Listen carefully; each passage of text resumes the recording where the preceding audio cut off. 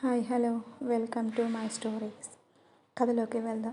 అది ఒక పెద్ద ప్యాలెస్. చూడటానికి 2 కళ్ళు సరిపోవు, అంత అందంగా ఉంటుంది. చుట్టూ పూల మొక్కలు. ఆ ఇంట్లో ఒక 5 ఏళ్ళు పాప మెల్లుగా అడుగు వేసుకుంటూ ఒక గదిలోకి వెళ్ళింది. ఆ గదిలో 15 సంవత్సరాల అబ్బాయి ముసుగు తన్ని పడుకున్నాడు. మెల్లగా తన దగ్గరకు వెళ్ళి పక్కన టీపాయి మీద ఉన్న వాటర్ జగ్ తీసుకుని దుప్పటి లాగి తన మొహం మీద నీరు కొట్టింది. అలా మొహం మీద నీరు పడగానే ఉలిక్కిపాటున లేచిన అబ్బాయి తన పక్కన నవ్వుతూ నిల్చున్న పాపని చూసి ఇట్రా అని అన్నాడు. తను నాలుక బయటపెట్టి నేను రాను, కావాలంటే పట్టుకో అని ఆ గది నుండి మొత్తం పరిగెత్తిస్తుంది. ఆ అబ్బాయి కూడా తన వెనకే పరిగెడుతూ ఏ ఆగు అని అరుస్తున్నాడు. ఆ పాప ఆ ప్రదేశాలు మొత్తం పరిగెడుతూ తనకి దొరకకుండా తిరుగుతుంది. చివరికి తన నానమ్మ దగ్గరకు వెళ్ళి తన వెనక దాక్కొని నానమ్మ నన్ను కాపాడు ప్లీజ్. ఆ అబ్బాయి కూడా ఆ గదిలోకి వెళ్ళి డోర్ గడియపెట్టి తను ఎక్కడికి వెళ్లకుండా బోర్డ్ వేశాడు. అమ్మమ్మ దాన్ని వదలకు ప్లీజ్, అది నన్ను మొహాన నీళ్లు కొట్టి నిద్రలేపింది. అది నాకు సారీ చెప్తేనే తనని వదిలేసి క్షమించు అని చెప్పమని చెప్పు. నువ్వు బావను ఎలా నిద్రలేపావా? అవును నాన్నమ్మ, ఈరోజు బావ పుట్టినరోజు, తనని రోజులా కాకుండా ఇలా స్పెషల్గా లేపాలి అని అనుకున్నా. ఆ అబ్బాయి ఏ పుట్టినరోజు ఇలా శుభాకాంక్షలు చెప్తావా? తను నవ్వుతూ మా బావకి బాగా గుర్తుండాలి అని అలా లేపాను నాన్నమ్మ. నేను తప్పు చేశానా? లేదు తల్లి, మీ బావని ఆట పట్టించావు. అమ్మమ్మ నువ్వు కూడా తనని సపోర్ట్ చేస్తున్నావా? లేదు కన్నా, తను నిన్ను కాక ఇంకెవరిని ఆట పట్టిస్తుంది చెప్పు. పాప ఆ అబ్బాయి దగ్గరకు వెళ్ళి క్షమించండి బావా అంది తను. ఏ ఏ కోతి, నా పుట్టినరోజుకి గిఫ్ట్ కావాలి, సారీ కాదు అని అన్నాడు. తను ఆ అబ్బాయి చెయ్యి పట్టుకొని కిందకు వంగు అంది. తను పొంగిన వెంటనే తన బొగ్గన ముద్దు పుట్టినరోజు శుభాకాంక్షలు అని చెప్పాడు. అతనే సిద్ధార్థనందన్ రాయ్. తనే మన హీరో అమ్మా నాన్న తన చిన్నప్పుడే ఒక ప్రమాదంలో చనిపోయారు. అప్పటి నుండి తను తన అమ్మమ్మ వాళ్ళ దగ్గరే ఉంటున్నాడు. తన బాధ్యతను తన మేనమామ చూసుకుంటున్నాడు. ఆ చిన్న పాప సిద్ధార్థ్ మేనమామ కూతురు. తనకు ఒక అన్నయ్య ఉన్నాడు. తన పేరు అభినయ వర్మ. ఆ ఇంట్లో చిన్నది ఆ పాపే. తనకి తన బావ అంటే చాలా ఇష్టం. తన అమ్మ నాన్న దగ్గర కన్నా తన దగ్గరే ఉంటుంది. తనకు ఏం కావాలి అన్నా తన బావనే అడుగుతుంది. సిద్ధార్థ్ కూడా తనకి అన్ని విషయాలు చెప్తాడు. చదువు విషయంలో మాత్రం తనని బాగా కంట్రోల్ చేస్తాడు. ఆ పాపకి సిద్ధార్థకి 5 సంవత్సరాలు తేడా. అభికి పాపకు 3 సంవత్సరాలు తేడా. ముగ్గురు కలిసి పెరిగారు. తమ వ్యాపారాలు అన్నీ చూసుకోవడానికి, పై చదువుల కోసం చదవడానికి విదేశాలకు పంపాలి అని అనుకున్నారు. పాపను వదిలి తన నానమ్మ, తన తల్లిదండ్రులు ఉండలేరు. కాబట్టి సిద్ధార్థ్ అభినవులను పై చదువుల కోసం విదేశాలకు పంపారు. సిద్ధార్థ్ వెళ్తూ ఉంటే తనని కౌగిలించుకుని ఏడుస్తుంది తను. బావా నువ్వు ఎక్కడికి వెళ్ళకు ప్లీజ్, నన్ను వదిలి వెళ్ళకు అని ఏడుస్తూ ఉంది. సిద్ధార్థ్ తన తల నిమురుతూ రే ఏడకురా, 4 ఏళ్లే కదా, ఇట్టే అయిపోతుంది. నువ్వు కూడా ఇక్కడ బాగా చదవాలి సరేనా? వారానికి ఒకసారి నేను నీకు ఫోన్ చేస్తాను కదా అని తన కన్నీళ్లను తుడిచి తన నుదుటి మీద ముద్దు పెట్టుకున్నాడు సిద్ధార్థ్. ఆ ముద్దు చిన్నపాటి నుండి ఇద్దరూ కలిసి పెరిగారు కాబట్టి ఆ అభిమానంతో పెట్టాడు. కానీ తను నా మీద తనకి కూడా ఇష్టం ఉంది కాబట్టి ఇలా ముద్దు పెట్టాడు అని అనుకుంది. చిన్నప్పటి నుండి తన మీద ఇష్టం కూడా పెంచుకుంది. సిద్ధార్థ్ వెళ్ళిన తర్వాత మన పాపకి చాలా బోర్గా ఉంది. కాలేజ్కి వెళ్ళి వస్తుంది. వారానికి ఒకసారి తనకి ఫోన్ చేసి అక్కడి విషయాలు తెలుసుకునేవాడు. 4 సంవత్సరాలు అలా గడిచిపోయాయి. తను చేసే ఫోన్ కోసం వెయిట్ చేస్తూ తన చదువు పూర్తి చేస్తుంది. తన నానమ్మ, ఏంటే నువ్వు మీ బావ లేకపోతే అసలు ఎవరితో సరిగ్గా మాట్లాడవు, కళాశాలకి వెళ్ళి వస్తావు అంతే, నాతో కూడా సరిగ్గా ఉండటం లేదు. తన నానిని కౌగిలించుకొని, బావని చూసి చాలా రోజులు అయ్యింది నాని, 4 సంవత్సరాలు అయిపోయింది కదా, మరి ఇంకా రాలేదు ఎందుకు? ఏమో కన్నమ్మ, అభి ఎప్పుడు వస్తారో నాకు తెలియదు. మీ నాన్నని వెళ్ళి అడుగు. సరే, ఇప్పుడే వెళ్ళి అడుగుతాను అని వెళ్తూ ఉండగా తన మొబైల్ ఫోన్ రింగ్ అయ్యింది. నెంబర్ చూసి ఏదో తెలియని నెంబర్ అనుకొని లిఫ్ట్ చేసింది. హలో అని అంది. అటు నుండి ఎవరు మాట్లాడలేదు. వెంటనే ఫోన్ కట్ చేసింది. కాసేపటికి మళ్ళీ ఫోన్ రింగ్ అయ్యింది. ఫోన్ లిఫ్ట్ చేసి హలో అని అంది. ఎవరు మీరు అని అంది కోపంగా. అటు నుండి చిన్న నవ్వు వినిపిస్తుంది. కాసేపటికి ఆ నవ్వు గుర్తుపెట్టిన పాప బావా అని అంది. అటు నుండి ఎలా ఉన్నావు సారా? మన హీరోయిన్ పేరు అభిసారిక. సిద్ధార్థ్ ఎప్పుడు తనని సారా అని పిలుస్తాడు. ఇంట్లో అందరూ తనని సారిక అని పిలుస్తారు. సిద్ధార్థ్ నందన్ రాయ్ ఒక్కడే సారా అని పిలుస్తాడు. తనకి అలా పిలిస్తేనే ఇష్టం. సారా, నువ్వు ఎప్పుడు వస్తున్నావు ఇండియాకి? నేను చాలా మిస్ అయ్యాను. తను ఒక్కసారిగా కిందకురా అని అన్నాడు. సారా, ఎందుకు? నేను నాన్నతో మాట్లాడాలి. నువ్వు ఎప్పుడు వస్తావో అడగాలి. కాస్త నీకోసం ఒక ఆశ్చర్యం ఉంది. వెళ్ళు, తొందరగా నువ్వు అలానే ఉండు, ఫోన్ కట్ చేయకు అని ఫాస్ట్గా వెళ్ళింది. అక్కడ హాల్లో ఓయ్ కోతి, ఎలా ఉన్నావు అని అన్నాడు అభినవ్. సారా, రే పోరా అని ముందుకు వెళ్ళి ఒక్కసారి ఆగి, ఎప్పుడు నేను చూసింది అభినే కదా అని మళ్ళీ వెనుకకు తిరిగి వెళ్ళింది. అక్కడ ఎవ్వరూ లేరు. సిద్ధు ఫోన్లో ఎవరితో మాట్లాడుతున్నావు అని అన్నాడు అన్నయ్య. అది తను నా పక్కనే ఉన్నాడు కదా, తను నాకు ఇక్కడ కనిపించాడేంటి? జోక్ చేస్తున్నావా? ఏంటో నాకు కన్ఫ్యూజ్గా ఉంది. నేను కిందకి వచ్చాను, నాకు ఏదో బహుమతి ఉంది అన్నావు. నువ్వు బయటికి వచ్చి చూడు, నీకే కనిపిస్తుంది. ఓకే, నేను మళ్ళీ కాల్ చేస్తాను. సారా అలా విసుగ్గా బయటకు వెళ్ళి చూసింది. అక్కడ చేతులు ముడుచుకొని తనని చూస్తూ కళ్ళు ఎగరేస్తూ సిద్ధు. సారా షాక్లో ఉంది. తన ముందు ఉంది భావన కాదా అని. సిద్ధు సారా అని అన్నాడు. అప్పుడు ఈ లోకంలోకి వచ్చి పరుగున తన దగ్గరకు వెళ్ళి తనని కౌగలించుకొని చిన్నపిల్లలా ఏడుస్తుంది సారా. సిద్ధు, ఏ సారా, ఎందుకు ఏడుస్తున్నావు? నన్ను చూడు. సారా, ఎన్ని రోజులు ఎంత ఒంటరిగా అనిపించిందో తెలుసా నీకు? అన్నయ్య కూడా లేకపోయేసరికి చాలా బోర్గా ఉంది బావా. ఇంకెప్పుడు నువ్వు అలా వెళ్ళకు ప్లీజ్.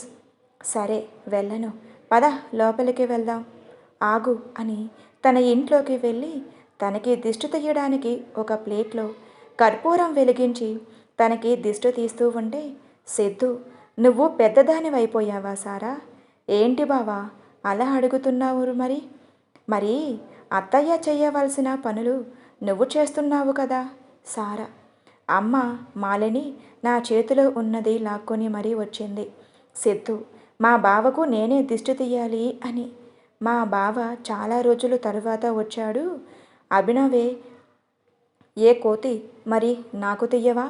నువ్వే అన్నావు కదా కోతి అని మరి ఒక కోతి ఇంకో కోతి ఎలా తీస్తుంది? అమ్మతో తీయించుకో అని సిద్ధు చెయ్యి పట్టుకొని ఇంట్లోకి లాక్కొని వెళ్ళింది. సారా ఆగు, లేదు నాని, దగ్గరికి వెళ్దామని రూమ్లోకి తీసుకువెళ్ళింది. సిద్ధుని చూడగానే తను ఒకలాంటి భావోద్వేగానికి లోనయ్యింది. సిద్ధు, అమ్మమ్మ, ఏంటి ఈ కన్నీళ్ళు? నిన్ను చూస్తూ ఉంటే మీ నాన్నని చూసినట్టే ఉంది. రే, నిన్ను ఎందుకు అలా పిలుస్తానో తెలుసా? మీ అమ్మకు నిన్ను అలా పిలవడం అంటే ఇష్టం. నీలో నా కూతురు అల్లుణ్ణి చూసినట్టు ఉంటుందిరా. అందుకే నేను నిన్ను రాయ్ అని పిలుస్తున్నా. తన అమ్మా నాన్నలకు గుర్తు చేయడంతో సిద్ధు కూడా కొంచెం ఎమోషనల్ అయ్యాడు. సారాకి తనని చూసి బాధగా అనిపించి, నాని, బావని ఎందుకే ఏడిపిస్తున్నావు? సిద్ధు, లేదు సారా, అమ్మమ్మ చెప్పింది నిజమే. అమ్మ నన్ను అలానే పిలిచేది. సిద్ధు, ఎలా ఉన్నావు? నేను చాలా మిస్ అయ్యింది తను. ఇందాకే నీకోసం బాధపడింది. సిద్ధు, నేను తనని ఏడిపించాలి అని మావయ్యకు విషయం చెప్పొద్దు అన్నాను. తన ఫేస్లో ఎక్స్ప్రెషన్ చూడాలి అని అనుకున్నా. అమ్మమ్మ, తను నన్ను చాలా మిస్ అయ్యింది కదా? అవును రాయ్, చాలా. నాతో కూడా సరిగ్గా ఉండేదే కాదు. సారా, నన్నీ నాని, ఇంకా చాలు. బావా, నువ్వు వెళ్ళి ఫ్రెష్ అవ్వు, పద వెళ్దాం అని తన రూమ్కి తీసుకువచ్చింది. నీకోసం డైనింగ్ హాల్లో వెయిట్ చేస్తాను. ఫ్రెష్ అయి వచ్చాయి బావా. సిద్ధు నవ్వుతూ తన ఏం మారలేదు, అలానే ఉంది చిన్నపిల్లల. తాజాగా అయ్యి కిందకు వెళ్ళి అందరితో కలిసి విందు చేసి గదిలోకి వచ్చాడు. సారా కూడా తన వెనకే వచ్చింది. బావా, నేను కూడా ఇక్కడే పడుకుంటా. ఏ, పడతాయి నీకు. ముందు నీ గదికి వెళ్ళు. లేదు, నువ్వు నాకు అక్కడ కబుర్లు చెప్పు, అప్పుడు వెళ్తాను అని మంచం మీద కూర్చుంది. సిద్ధు అది వదలదు అని చెప్పడం స్టార్ట్ చేశాడు. తన పక్కనే కూర్చొని ఎప్పుడు పడుకుంటుందో కూడా తనకే తెలియలేదు. అలా తూగుతూ తన భుజాల మీద పడిపోయింది. తనని సరిగ్గా పడుకోబెట్టి దుప్పటి కప్పి తను వెళ్ళి సోఫాలో పడుకున్నాడు. ఉదయం కాఫీ తీసుకొని వచ్చిన మాలిని తలుపు తెరిచి ఉండటం చూసి లోపలికి వెళ్ళింది. సిద్ధార్థ్ సోఫాలో పడుకున్నాడు. బెడ్ మీద ఎవరు అని చూసిన తనకి సారా కనిపించడంతో కాఫీ టీపాయ్ మీద పెట్టి సిద్ధార్థును లేపి, సిద్ధు, ఏంటి నువ్వెక్కడా? సోఫాలో పడుకున్నావు? గుడ్ మార్నింగ్ అత్తయ్య. మార్నింగ్. సిద్ధు, సారా రాత్రి నిన్ను బాగా ఇబ్బంది పెట్టిందా? లేదత్తయ్య, తను ఇంకా అలానే చిన్నపిల్లలానే ప్రవర్తిస్తుంది. ఎన్ని రోజులు నువ్వు అక్కడేం చేసావు బావా, నాకు చెప్పు అని చెప్తుంటే అలానే నా భుజం మీద పడుకుంది. మళ్ళీ తనని ఎందుకు డిస్టర్బ్ చెయ్యాలి అని నేనే లేపలేదు. అందుకని నువ్వు సోఫాలో పడుకున్నావా? కనీసం అభి రూమ్లోకి అన్నా వెళ్ళాల్సింది. వెళ్దామనే అనుకున్నాను. తన గురించి మీకు బాగా తెలుసు కదా. రాత్రి తన గదిలో కాక ఎక్కడ పడుకున్నా భయపడుతుందో ఏమో అని రాత్రి నిద్రలో ఏదో కలవరిస్తుంటే కొంచెం నీళ్లు ఇచ్చి మళ్ళీ పడుకోబెట్టాను. సరిపోయింది. తనకి చిన్న ఇబ్బంది కూడా కలగనివ్వవు కదా నువ్వు. అందుకే తను అలా అల్లరి చేస్తుంది. సారాకి మెలకువ వచ్చి నేను ఇక్కడే ఉన్నాను అని తన ఎదురుగా ఉన్న మాలినిని చూసి గుడ్ మార్నింగ్ అమ్మా అని అంది. సారా, నువ్వు ఎక్కడ ఉన్నావో తెలుసా? తను చుట్టూ చూసి బావ రూంలో అని అంది. వెంటనే అయ్యో, మరి బావ ఎక్కడ పడుకున్నాడు? సిద్ధు, ఎక్కడ ఉన్నాను అని సోఫాలో నుండి చెయ్యి పైకి లేపాడు. సారా బెడ్ దిగి సిద్ధు పక్కన కూర్చొని క్షమించు బావా, నైట్ నువ్వు ఇబ్బంది పడినట్టు ఉన్నావు. లేదు, నా చిట్టి మరదల కోసం ఆ మాత్రం చెయ్యలేనా మరి? అమ్మా చూడు. అవును, నేను నిన్ను ఏమన్నానే? అత్తయ్య, తన సంగతి తెలిసిందే కదా. మాలిని, నిన్ను మీ మావయ్య రమ్మన్నారు. తొందరగా ఫ్రెష్ అయ్యిరా సిద్ధు. ఈ రాక్షసితోనే ఉండకు. నేను నా గదికి వెళ్ళి కాసేపు పడుకుంటాను బావా. నువ్వు నాన్న దగ్గరికి వెళ్ళు. సిద్ధు సారాని చూసి నవ్వుతూ కాఫీ తాగి ఫ్రెష్ అయి తన మావయ్య రవిచంద్ర దగ్గరకు వెళ్ళాడు. సిద్ధుని చూసి రా సిద్ధు, కూర్చో అని మావయ్య నన్ను ఎందుకు రమ్మన్నారు? రవిచంద్ర తన చేతిలో కొన్ని పత్రాలు పెట్టి ఇవి చూడు అని అన్నాడు. అందులో ఉన్నది చదివి, నేను ఒక్కడినే ఎలా చేయగలను మావయ్య? ఇది మీ నాన్నగారు స్థాపించిన సంస్థ. ఎన్ని రోజులు దీన్ని నేను కాపాడుకుంటూ వచ్చాను. ఇప్పుడు దీని బాధ్యత నువ్వే చూసుకోవాలి. నాకు నీ మీద నమ్మకం ఉంది సిద్ధు. మీ నాన్నగారు ఎలా ఈ కంపెనీని నెంబర్ 1 స్థానంలో ఉండి నిలబెట్టారో నువ్వు కూడా అలానే దాన్ని కాపాడాలని నీ చేతుల్లో పెట్టాను. నేను అలసిపోయాను సిద్ధు. ఇప్పుడు నువ్వు అభినవ్ కలిసి మన 2 కంపెనీలను మంచి పొజిషన్లో పెట్టాలి. ఈ 30 సంవత్సరాలు విశ్రాంతి లేకుండా నేను పనిచేశాను. ఇప్పుడు నా పిల్లలు నా స్థానంలో ఉండి చూసుకోవాలి అని అన్నాడు రవీంద్ర. సిద్ధు రవీంద్ర చెయ్యి పట్టుకొని, తప్పకుండా మావయ్య, నాన్నకి మీకు ఎటువంటి మచ్చ రాకుండా నేను అభి చూసుకుంటాం. మీరు విశ్రాంతి తీసుకోండి. అలాగే నిన్ను ఒక ఇంటివాడిని చేస్తే మీ అమ్మా నాన్నలకు నేను ఇచ్చిన మాట నిలబెట్టుకున్నట్టు ఉంటుంది. మాలిని వచ్చి, రవి, ఏంటి మీరు సిద్ధుకి రాగానే బాధ్యతలను అప్పగిస్తున్నారు? రండి, ముందు అల్పాహారం చేద్దాం. రవిచంద్ర తన కంపెనీ బాధ్యతలను అభినవ్కి అప్పగించారు. సిద్ధు తన నాన్న స్థాపించిన కంపెనీనే చూస్తూ ఉన్నాడు. సిద్ధు, అభి ఇద్దరూ మరీ బిజీ అయ్యారు. సారా తన నాన్నతో, నాన్న, మీరు మళ్ళీ బావని బిజీగా ఉండేలా చేశారు. తను వచ్చి కొన్ని రోజులు కూడా కాలేదు. తనకి తన అమ్మా నాన్న అప్పగించిన బాధ్యతలు తన చేతిలో పెట్టారు. నేను అలసిపోయాను చిట్టి తల్లి. ఇప్పుడు ఇంట్లోనే నీతోనే ఉంటాను అన్నాడు. సారా, సరే నాన్న, మనం ఫుల్గా ఎంజాయ్ చేద్దాం. సారా రోజు రాత్రి సిద్ధు గదిలోకి వెళ్ళి ఉదయం నుండి సాయంత్రం వరకు ఏం చేస్తాడో అన్నీ కనుక్కొని, నువ్వు అలా ఉండాలి, ఇలా ఉండాలి అని చెప్పి గదికి తిరిగి వచ్చేది. రోజులు గడిపుసిపోతున్నాయి. సిద్ధు అభి కంపెనీని అభివృద్ధి కోసం ఫారెన్ వెళ్తూ ఉండేవాడు. అలా ఒకసారి నెల రోజులు అక్కడే ఉండాల్సి వచ్చింది. వారు తిరిగి ఇంటికి వచ్చేసరికి ఇంట్లో అందరూ ఏదో పోగొట్టుకున్న బాధలో ఉన్నారు. ఎప్పుడు బావా బావు అంటా తిరిగే సారా కూడా డల్గా ఉంది.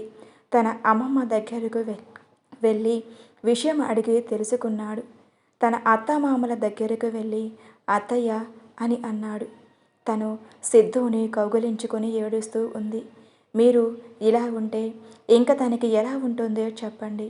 ముందు తనని ఆ డిప్రెషన్లో నుండి బయటికి తీసుకురావాలి కదా. తను ఎక్కడ ఉంది? మాలిని సిద్ధు చెయ్యి పట్టుకొని ఒక గదిలోకి తీసుకొని వెళ్ళింది. తన వెనకే అభి కూడా వెళ్ళాడు. ఒక రూమ్లో ఒక అమ్మాయి బెడ్ మీద పడుకొని ఏడుస్తూ ఉంది. సిద్ధుకి తనని ఎలా పిలవాలో కూడా తెలియడం లేదు. మాలిని, అభినయ్ అంది. తను బెడ్ మీద నుండి లేచి అమ్మా అని తనని కౌగిలించుకొని ఏడుస్తుంది. అభి, ప్లీజ్ కంట్రోల్, పోయిన వాళ్ళు తిరిగి రారు మాలిని. అభినవ్, తను మీ అక్క అభిజ్ఞ. అభి, తను మా అక్క అంటే తను పెద్దమ్మ కూతురు కాదా? కాదు అభి, తను నా సొంత కూతురు. తను చిన్నగా ఉన్నప్పుడే మా అక్క వాళ్ళకి పిల్లలు పుట్టరు అని తెలిసి నా బిడ్డను పెంచుకుంటా అని అడగడానికే వచ్చారు. అప్పటికే నువ్వు పుట్టావు. మా అక్క అలా బాధపడుతూ ఉంటే నేను చూడలేకపోయాను. మీ నాన్నమ్మ ఈ విషయం చెప్పాను. వాళ్ళు కూడా నా నిర్ణయం కాదనలేదు. అభిజ్ఞాని వాళ్ళకి పెంచుకోవడానికి ఇవ్వాలి అనుకున్నా. వారు కొద్ది రోజులు ఎక్కడే ఉన్నారు. మా బావగారికి బదిలీ అవ్వడంతో వేరే ఊరు వెళ్ళిపోయారు. అక్కడి నుండి యుఎస్ వెళ్ళిపోయారు. తన గురించి ఎప్పటికప్పుడు నేను తెలుసుకుంటే ఉండేదాన్ని.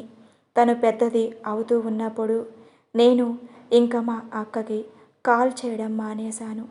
వారు ఇంటికి రావాలి అనుకున్న టైంలో ఒక కార్ యాక్సిడెంట్లో వారు ఇద్దరూ చనిపోయారు.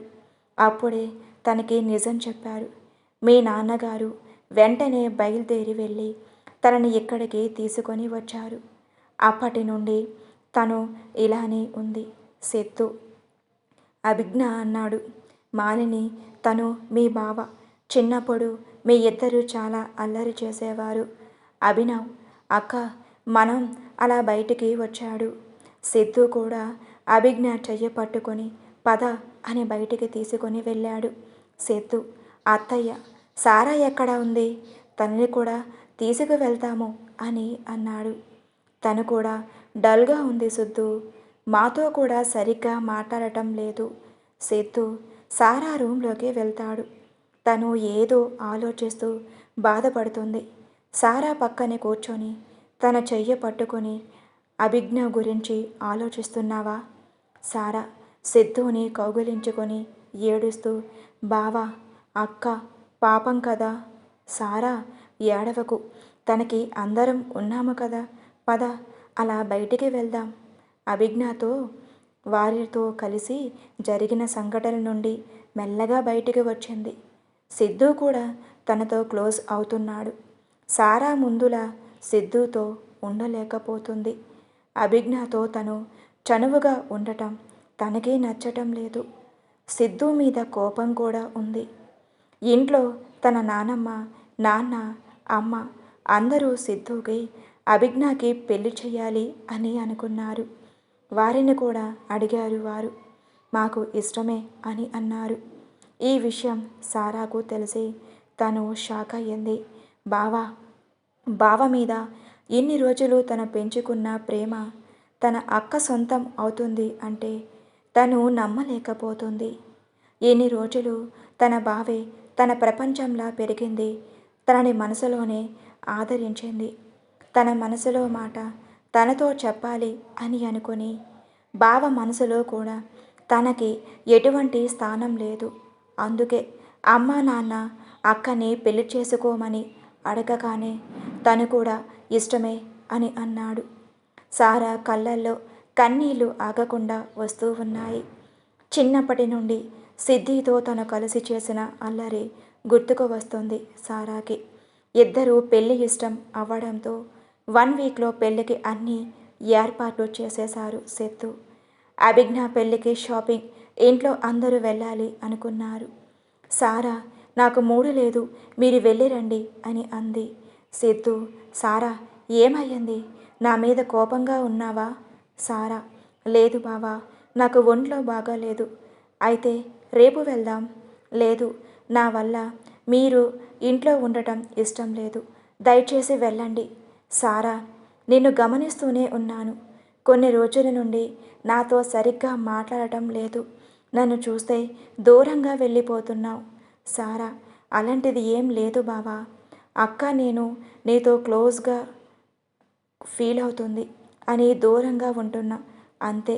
సిద్ధు సారా మొహాన్ని చేతుల్లోకి తీసుకొని, నేను నీతో ఎప్పుడు నువ్వు ఇబ్బంది పడే విధంగా ఉన్నానా చెప్పు? అభిజ్ఞాని చూసిన మొదటి చూపులోనే తనని ఇష్టపడ్డాను. నేను తనతో ఎలా చెప్పాలి అని అనుకున్న టైంలో అత్తయ్య ఒకరోజు నా దగ్గరికి వచ్చి, సిద్ధు, నిన్ను ఒక విషయం అడుగుతాను, కాదనవు అనే నమ్మకంతో అడుగుతున్నాను. అభిజ్ఞాని పెళ్లి చేసుకుంటావా? అది నీకు ఇష్టమైతేనే అని. అత్తయ్య, నేను మీతో చెప్పాలి అనుకున్నా, కానీ మీరే వచ్చి నన్ను అడిగారు. నాకు అభిజ్ఞాని పెళ్లి చేసుకోవడం ఇష్టమే. మాలిని, చాలా సంతోషం సిద్ధు. నా కూతురు చాలా అదృష్టవంతురాలు. చిన్నప్పుడు మీ అమ్మ అనేది, నీ కూతుర్ని నా ఇంటి కోడలిగా పంపిస్తావా వదినా అని. ఇప్పుడు మీ అమ్మ ఎక్కడ ఉన్నా తన దీవెనలు మీ ఇద్దరికీ ఉంటాయి. నేను అభిజ్ఞాని కూడా అడిగాను, తనకి ఇష్టమే అని చెప్పింది. ఇది నీకు చెప్పాలి అనుకున్నా సారా, కానీ ఆఫీస్ పనిలో బిజీ అయ్యి ఆ విషయమే మర్చిపోయాను. సారా, నేను ఏం ఫీల్ అవ్వలేదు బావా. నా కోసం కూడా నువ్వే షాపింగ్ చెయ్యు. ఓకే, మీరు వెళ్ళండి, అందరూ నీ కోసం వెయిట్ చేస్తూ ఉంటారు. సరే, నువ్వు రెస్ట్ తీసుకో అని తన తల నిమిరి వెళ్ళిపోయాడు. సారా ఒక నవ్వు నవ్వి, నా ప్రేమను నీకు చెప్పకపోవడమే మంచిదయ్యింది బావా. నేను నీకు చెప్పిన తరువాత నువ్వు కాదు అని అంటే నేను తట్టుకోలేకపోయేదాన్ని బావా. తను రూమ్లోకి వెళ్ళి ఏడుస్తూ అలానే పడుకుండిపోయింది. సిద్ధు వాళ్ళు షాపింగ్ పూర్తి చేసుకొని ఇంటికి వచ్చేశారు. సిద్ధు సారా గదికి వెళ్ళాడు. అభిజ్ఞ కూడా సిద్ధు వెనకే సారా రూమ్లోకి వెళ్ళింది. తను బెడ్ మీద చిన్న పిల్లల కాళ్ళు ముడుచుకొని పడుకుంది. సిద్ధు, అభి, చూసావా తను చిన్నపిల్లలా ఎలా పడుకుందో? తను చిన్నప్పటి నుంచి అన్ని విషయాలు నాతో షేర్ చేసుకునేది. ఏదన్నా అడిగితే వెంటనే తనకు తెచ్చి ఇవ్వాలి. అత్తయ్య వాళ్ళు కాదు అంటే వెంటనే నా దగ్గరికి వచ్చేది. అది తనకు నేను ఇచ్చేవాడిని. అప్పుడు తను చాలా హ్యాపీ ఫీల్ అయ్యేది అని చెప్తే అభిజ్ఞ నవ్వుతూ, అమ్మ చెప్పింది సిద్ధు తన గురించి. నిద్ర వస్తే సిద్ధు గదిలో ఒంటరిగా నిద్రపోతుంది అని. అవును, చాలా అల్లరి పిల్ల అని తన నుదుటి మీద ముద్దు పెట్టాడు సిద్ధు. సిద్ధు, నువ్వు ఫీల్ అవ్వకు, నీకు అక్కడ కాదు ఇక్కడ అని పెదవుల మీద అని చూపాడు.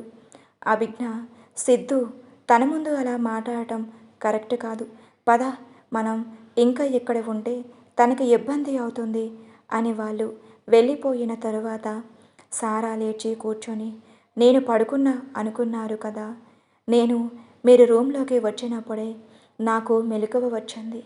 మీ పెళ్ళి అయ్యేలోగా నేను నిన్ను ప్రేమించిన విషయం నీతో చెప్పాలి అని అనుకున్నా. ఎందుకు అంటే నీ ముందు నేను అలా ఉండలేను బావా. కానీ ఇప్పుడు మీ ఇద్దరి మధ్య ఉన్న అనుభవం చూసి నేను చెప్పకపోవడమే మంచిది. కానీ మీరు ఎప్పుడూ హ్యాపీగా ఉండాలి అని నేను మనస్ఫూర్తిగా కోరుకుంటున్నాను. వారం రోజులు గడిచిపోయి పెళ్లి రోజు రానే వచ్చింది. ఆ ఇంట్లో మొదటి పెళ్లి కావటంతో అంగరంగ వైభవంగా అన్ని ఏర్పాట్లు చేశారు. అతిథులందరికీ పెళ్లికి విచ్చేశారు. తానే స్వయంగా సిద్ధార్థ్ నందన్ రాయ్ని పెళ్లిపీటల మీద కూర్చోబెట్టింది అభిజ్ఞ. అభిజ్ఞని అభినయ్ తన మిత్రులతో కలిసి పల్లకిలో తీసుకువచ్చి సిద్ధు పక్కన కూర్చోబెట్టారు. వారిచే నిర్వహించాల్సిన కార్యక్రమాలు అన్నీ జరిపించి సిద్ధుచే అభిజ్ఞ మెడలు 3 ముళ్ళు వేయించాడు. పెళ్ళి అవ్వగానే సారా అక్కడ ఉండకుండా మహల్లోకి వెళ్ళిపోయింది. తన గదిలోకి వెళ్ళి ఏడుస్తూ అక్కడ ఉన్న వస్తువులన్నీ కోపంగా విసిరికొట్టింది. తన వెనకే వచ్చిన తన నానమ్మ సారాని, ఏమైంది సారా, నీకు ఎందుకు ఇలా చేస్తున్నావు? నాని, ఎందుకు నాకే ఇలా జరుగుతుంది? చిన్నప్పటి నుంచి బావ నావాడు అనే బతికాను. కానీ ఎప్పుడు నా అక్క అని వచ్చిన నా నుండి నా బావని దూరం చేసింది. సారా, ఏమయ్యిందే?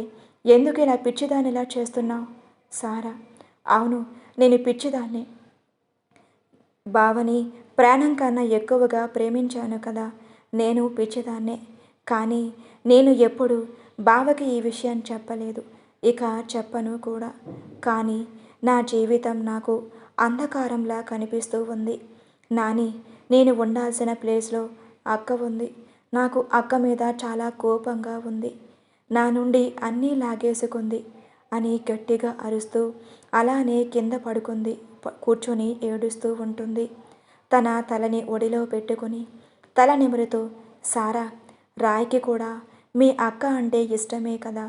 నువ్వు నీ అక్కని అలా ద్వేషించకు, అది తనకే మంచిది కాదు. నాని, సారీ, నేను కోపంలో అలా అన్నాను అంతే. అక్క బావ ఎప్పుడు హ్యాపీగా ఉండాలి, వారికి ఏం కాదు. నేను కూడా ఇంకా దాని గురించి మర్చిపోతాను. బావతో ముందులానే ఉంటాను. నాని, నువ్వు వెళ్ళు, అక్కడ అందరినీ చూసుకోవాలి కదా. నేను పడుకుంటాను. లేదు, నేను వెళ్ళను, నీ పక్కనే ఉంటాను. సారా, నేను ఏమన్నా చేసుకుంటాను అని భయమా? నేను అలా ఎప్పటికీ చెయ్యను. నువ్వు వెళ్ళు, నీకు ప్రామిస్ చేస్తున్నా, వెళ్ళు. నా కోసం అమ్మ అడిగితే నిద్ర వస్తుంటే పడుకుంది అని చెప్పు. నువ్వు మంచం మీద పడుకో, నేను గదిని శుభ్రం చెయ్యమని చెప్తాను. సారా బెడ్ మీద కళ్ళు మూసుకొని పడుకుంది. కానీ తన కన్నీళ్ళు ఆగడం లేదు. అలానే ఎప్పటికో పడుకుంది. వెంటనే పెళ్లి పనులు స్టార్ట్ అయిపోయి సిద్ధు అభిజ్ఞల పెళ్ళి అంగరంగ వైభవంగా జరిగింది. రవీంద్ర, మాలిని ఇద్దరి ఆనందానికి అవధులు లేవు. తమ కూతుర్ని తమ మేనల్లుడే పెళ్లి చేసుకోవటం వారి ఆనందానికి కారణం. పెళ్లికి వచ్చిన బంధువులు అంతా కొత్త జంటను ఆశీర్వదించి రవీంద్ర, మాలినులకు శుభాకాంక్షలు చెప్పారు. మీ మేనల్లుడిని అల్లుణ్ణి చేసుకున్నారు. ఇద్దరి జంట చూడముచ్చటగా ఉంది. వచ్చిన బంధువులు అంతా వెళ్ళిపోయాక కొత్త జంటకు హారతి ఇచ్చి ఇంట్లోకి ఆహ్వానించారు మాలిని గారు. అభిజ్ఞయ చేత దేవుడి గదిలో దీపం పెట్టించి ఇద్దరిని వేరు గదుల్లో విశ్రాంతి తీసుకోమని పంపారు. అక్కడ సారా తన కన్నీటిని స్వేచ్ఛ నుంచి అలానే నిద్రలోకి జారుకుంది. ఉదయం ఆలస్యంగా నిద్రలేచిన సారా, ఈ రోజు నుండి నేను కొత్తగా లైఫ్ని స్టార్ట్ చేయాలి. నా మైండ్ నుండి బావని పూర్తిగా తొలగించాలి. లేచి ఫ్రెష్ అయి తన అమ్మ దగ్గరకు వెళ్ళి తనని కౌగలించుకొని శుభోదయం అమ్మ అని అంది. ఇప్పుడు సమయం ఎంతో తెలుసా? 12 అయ్యింది. ఇది శుభ మధ్యాహ్నం, శుభోదయం కాదు. అవును, మీ అక్క బావ పెళ్లి తర్వాత నువ్వు ఎక్కడా కనిపించలేదు, ఎక్కడికి వెళ్ళావు అని అడిగారు మాలిని. నానమ్మ నీతో చెప్పలేదా? నేను బాగా అలసిపోయాను కదా అమ్మా. నిద్ర వస్తుంటే నా గదిలోకి వెళ్ళి పడుకున్నాను. మరి ఇప్పుడే లేచి వస్తున్నా. బావ నిన్ను అడిగాడు. వెళ్ళు సారా. నేను వెళ్ళను. ఇప్పుడు బావకి అక్క తోడుగా ఉంది. ఇంకా బావకి నాతో ఏం పని ఉంటుందమ్మా? సిద్ధు, ఓయ్, ఏంటే అలా అంటావు? మీ అక్కను పెళ్లి చేసుకున్నంత మాత్రాన నువ్వు నాకు దూరంగా ఉంటావా? ముందు ఎలా ఉండేదానివో ఇప్పుడు కూడా అలానే ఉండు. సారా, అవును అభిజ్ఞ, మీ బావకు నువ్వు లేకపోతే తోచదు. నీ అల్లరి అంటే తనకు చాలా ఇష్టం. సారా, లేదు, బావ అబద్ధం చెప్తున్నాడు. మీరు ఇక్కడ కొన్ని రోజులు మాత్రమే ఉంటారని నానమ్మ చెప్పింది. ఇద్దరూ మాకు దూరంగా వెళ్తున్నారు. ఇంకా బావకు నేను లేకపోతే ఏం కాదు అని కన్నీళ్లతో చెప్తుంది. సిద్ధు సారాని తన గదిలోకి తీసుకువెళ్ళి తనని సోఫాలో కూర్చోబెట్టి, ఏంటి కోపమా సారా? సిద్ధుని చూడటం లేదు. మావయ్య అక్కడ ఉన్న ఆఫీస్ పనులు నాకు అప్పగించారు. అందుకే వెళ్తున్నాను. కొన్ని రోజుల్లో తిరిగి వస్తాము. సారా సిద్ధుని కౌగిలించుకొని ఏడుస్తూ, నేను నీతో మాట్లాడకుండా ఉండలేను బావా. కానీ ఎప్పటి నుండి నువ్వు ఫోన్ చేస్తేనే మాట్లాడుతాను. నేను నీకు ఫోన్ చెయ్యను. సిద్ధు, సరే, నేనే నీకు ఫోన్ చేస్తాను, ఓకేనా? నువ్వు నీ స్టడీస్ కంటిన్యూ చెయ్యాలి. నువ్వు బాగా చదవాలి. అభి నీకు సహాయం చేస్తాడు. వాడి నాతో గొడవ పడటానికి మాత్రమే సమయం ఉంటుంది.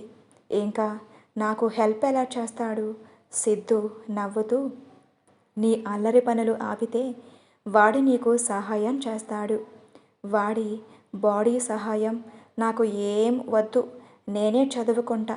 సారా, సరే, ఇంక నేను వెళ్తాను అని తన గదికి వెళ్ళి తలుపులు వేసుకొని ఏడుస్తూ ఉంది.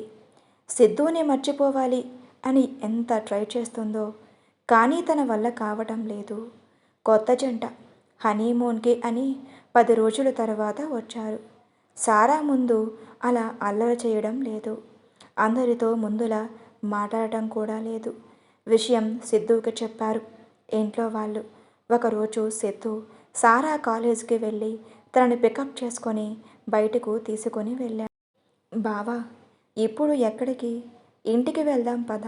సిద్ధు తనని కాఫీ షాప్కి తీసుకువెళ్ళి, పద, నీతో కొంచెం మాట్లాడాలి అని అన్నాడు. ఇద్దరికీ కాఫీ ఆర్డర్ ఇచ్చి, చెప్పు సారా, ఏంటి నీ సమస్య?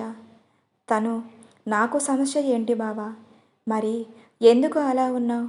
ఎవరితోనూ సరిగ్గా మాట్లాడక ఏదో పోగొట్టుకున్న దానిలా ఉంటావు. ఎవరినైనా ప్రేమించావా? సిద్ధు అలా అడుగుతాడని ఊహించని సారా ఒక్కసారిగా బావా అని అంది. తను, ఏంటి, నిజం చెప్పు, ఎవరినైనా ప్రేమించావా? సారా, అవును బావా, ప్రేమించాను. ఎవరు అతను? నువ్వు అలా నీ మనసులోనే బాధపడుతూ ఉంటే మేము ఎలా చూస్తూ ఊరుకోగలం చెప్పు. ఒక్కసారి నిన్ను నువ్వు చూసుకున్నావా? సారా, ఎలా ఉన్నావో? ఎప్పుడు మా ముందు అల్లరిగా తిరిగే పిల్ల ఇప్పుడు బాధగా మా ముందు తిరుగుతుంది అంటే మేము అలా చూసి ఉండగలం చెప్పు. సారా, ఉండాలి బావా, ఉండాలి. ఎందుకు అంటే నేను ప్రేమించిన అతనికి పెళ్ళి అయిపోయింది బావా. సిద్ధు, ఏం మాట్లాడుతున్నావు సారా? అవును బావా, నేను తనని ప్రేమించాను. కానీ తను నన్ను ఎప్పుడూ ఆ దృష్టితో చూడలేదు. తను నన్ను ఎప్పుడూ ఒక స్నేహితుడు రాల్లాగే మాత్రమే చూశాడు. మరి నువ్వు తనకి నీ ప్రేమ విషయం చెప్పలేదా? తనకి చెప్పాలనే అనుకున్నాను బావా. కానీ తనకి తన మరదలకి ముందే నిశ్చితార్థం జరిగిపోయింది. ఒకరోజు నా ప్రేమను తనకి చెప్పాలి అని అనుకొని చాలా సంతోషంగా కాలేజీకి వెళ్ళాను. కానీ తన పెళ్లి కార్డ్ నా చేతిలో పెట్టి పెళ్ళికి తప్పకుండా రావాలి అని అన్నాడు. మీ పెళ్లి జరిగిన మరుసటి రోజే తన పెళ్లి బావ. సిద్ధు, మరి ఇంకా ఎందుకే బాధపడుతున్నావు? ఇంట్లో అత్తయ్య వాళ్ళు నీ గురించి ఎంత దిగులు పడుతున్నారో తెలుసా? సారా, బావా, నువ్వు నాకు ఒక మాట ఇవ్వు. అమ్మ వాళ్ళకి ఈ విషయం చెప్పకు ప్లీజ్. నాకు కొంచెం సమయం కావాలి ప్లీజ్ బావా. సిద్ధు, సరే కానీ ఎక్కువ రోజులు టైం తీసుకోకు. నేను ఇంట్లో ఏదో ఒకటి చెప్పి చెప్తాను. నువ్వు ఇలా ఉంటే మాకు కష్టంగా ఉంటుందిరా. సారా, సారీ బావా, మీ అందరూ నా వల్ల ఎంత బాధపడుతున్నారు అని అనుకోలేదు. ఇంకా నేను ఎప్పుడు డల్గా ఉండను. ఇంకా దాని గురించి వదిలేయ్ బావా. మీరు ఎప్పుడు వెళ్తున్నారు యూఎస్కి? వచ్చేవారం. మరి ఎప్పుడు వస్తామో తెలియదు. అక్కడ అన్నీ సెట్ అయిన తరువాత మావయ్య ఏమంటారో చూసి. తను ఎన్ని రోజులు చాలా కష్టపడ్డారు సారా.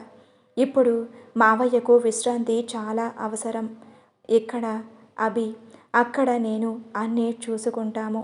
సారా, బావా పద ఇక వెళ్దాం. ఇంటికి వెళ్ళాక మూడీగా ఉండకు. నా విషయం నువ్వు ఎవ్వరికీ చెప్పకు. సిద్ధు, చెప్పను కానీ నువ్వు అలా ఉండాలి. ఇలా ఉండకూడదు సారా. తప్పకుండా. ఇంక పద బావా వెళ్దాం.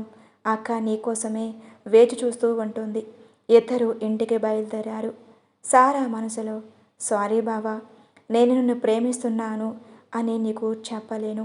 అందుకే నీకు అబద్ధం చెప్పాను. నేను నిన్ను ప్రేమించాను అని తెలిస్తే నువ్వు అక్కతో సంతోషంగా ఉండలేవు బావా. నువ్వు నాతో ముందులా మాట్లాడలేవు కూడా. నువ్వు నన్ను దూరం పెడితే నేను అది తట్టుకోలేను. ఎలా అయినా నీ సంతోషం చూస్తూ ఉంటాను.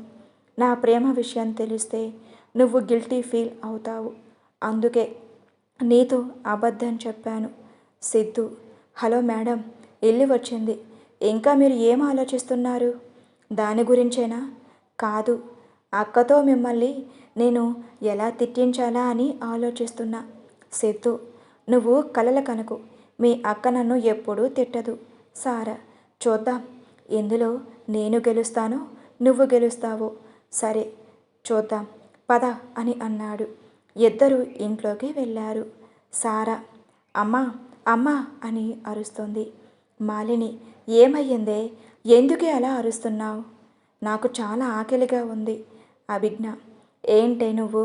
మీ బావ బయటికి వెళ్ళారు కదా, ఏం తినలేదా? బావను అడిగాను నాకు చాలా ఆకలిగా ఉంది అని. కానీ తను ఇంటికి వెళ్ళి తిను అని అన్నాడు. ప్లీజ్ బావా అని కూడా అన్నాను. కానీ తను నా మాట వినిపించుకోకుండా ఇంటికి తీసుకువచ్చేశారు అని ముఖం బాధగా పెట్టుకొని చెప్తుంది సారా. అభిజ్ఞ, ఏంటి సిద్ధు, ఇది పాపం.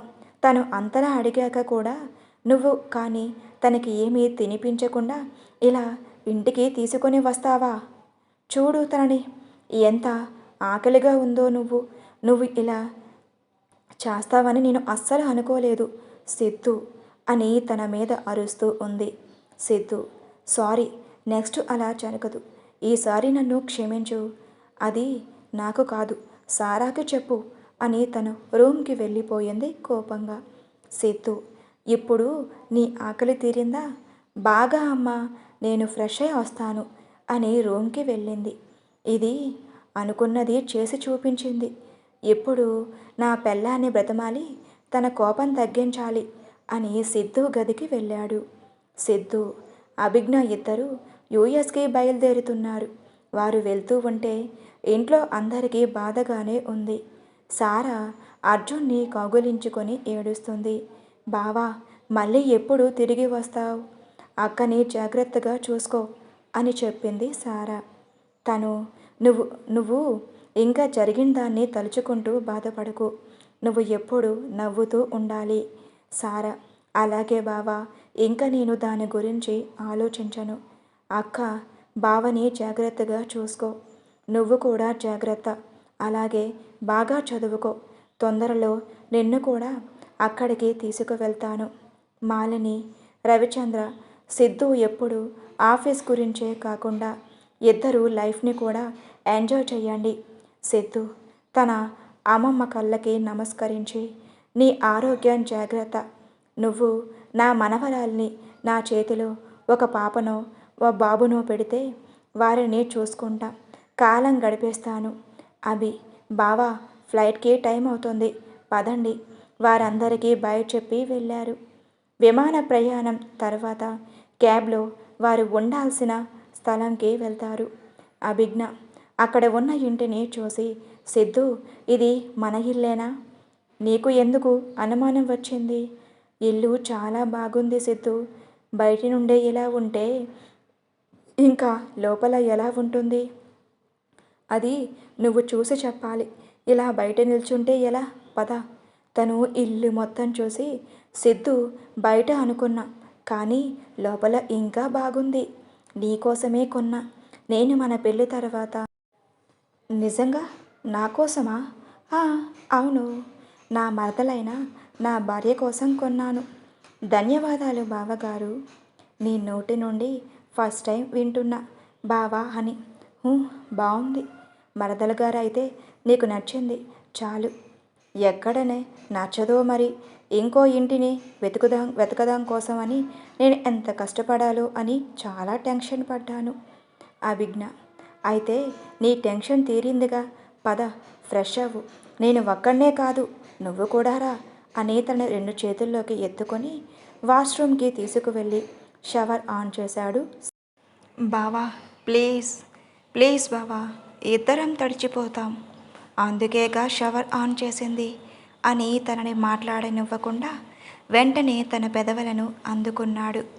పూర్తిగా తడిచిన దేహాలతో ముద్దులతో యుద్ధం చేస్తూ తమ ఒంటి మీద ఉన్న వస్త్రాలు తీసి ఒకరిలో ఒకరు ఐక్యమయ్యారు. అలా గంటలు గడిచిన అలుపెరగని యుద్ధంలో నువ్వా నేనా అన్నట్టుగా సాగించారు. అలసిన దేహాలతో అలానే స్నానం చేసి ఒంటికి టవల్ చుట్టుకొని ఇద్దరూ బయటికి వచ్చారు. సిద్ధు అలానే బెడ్ మీద వాలి, అబ్బా చంపేశావే నా మరదల పిల్ల అని అన్నాడు.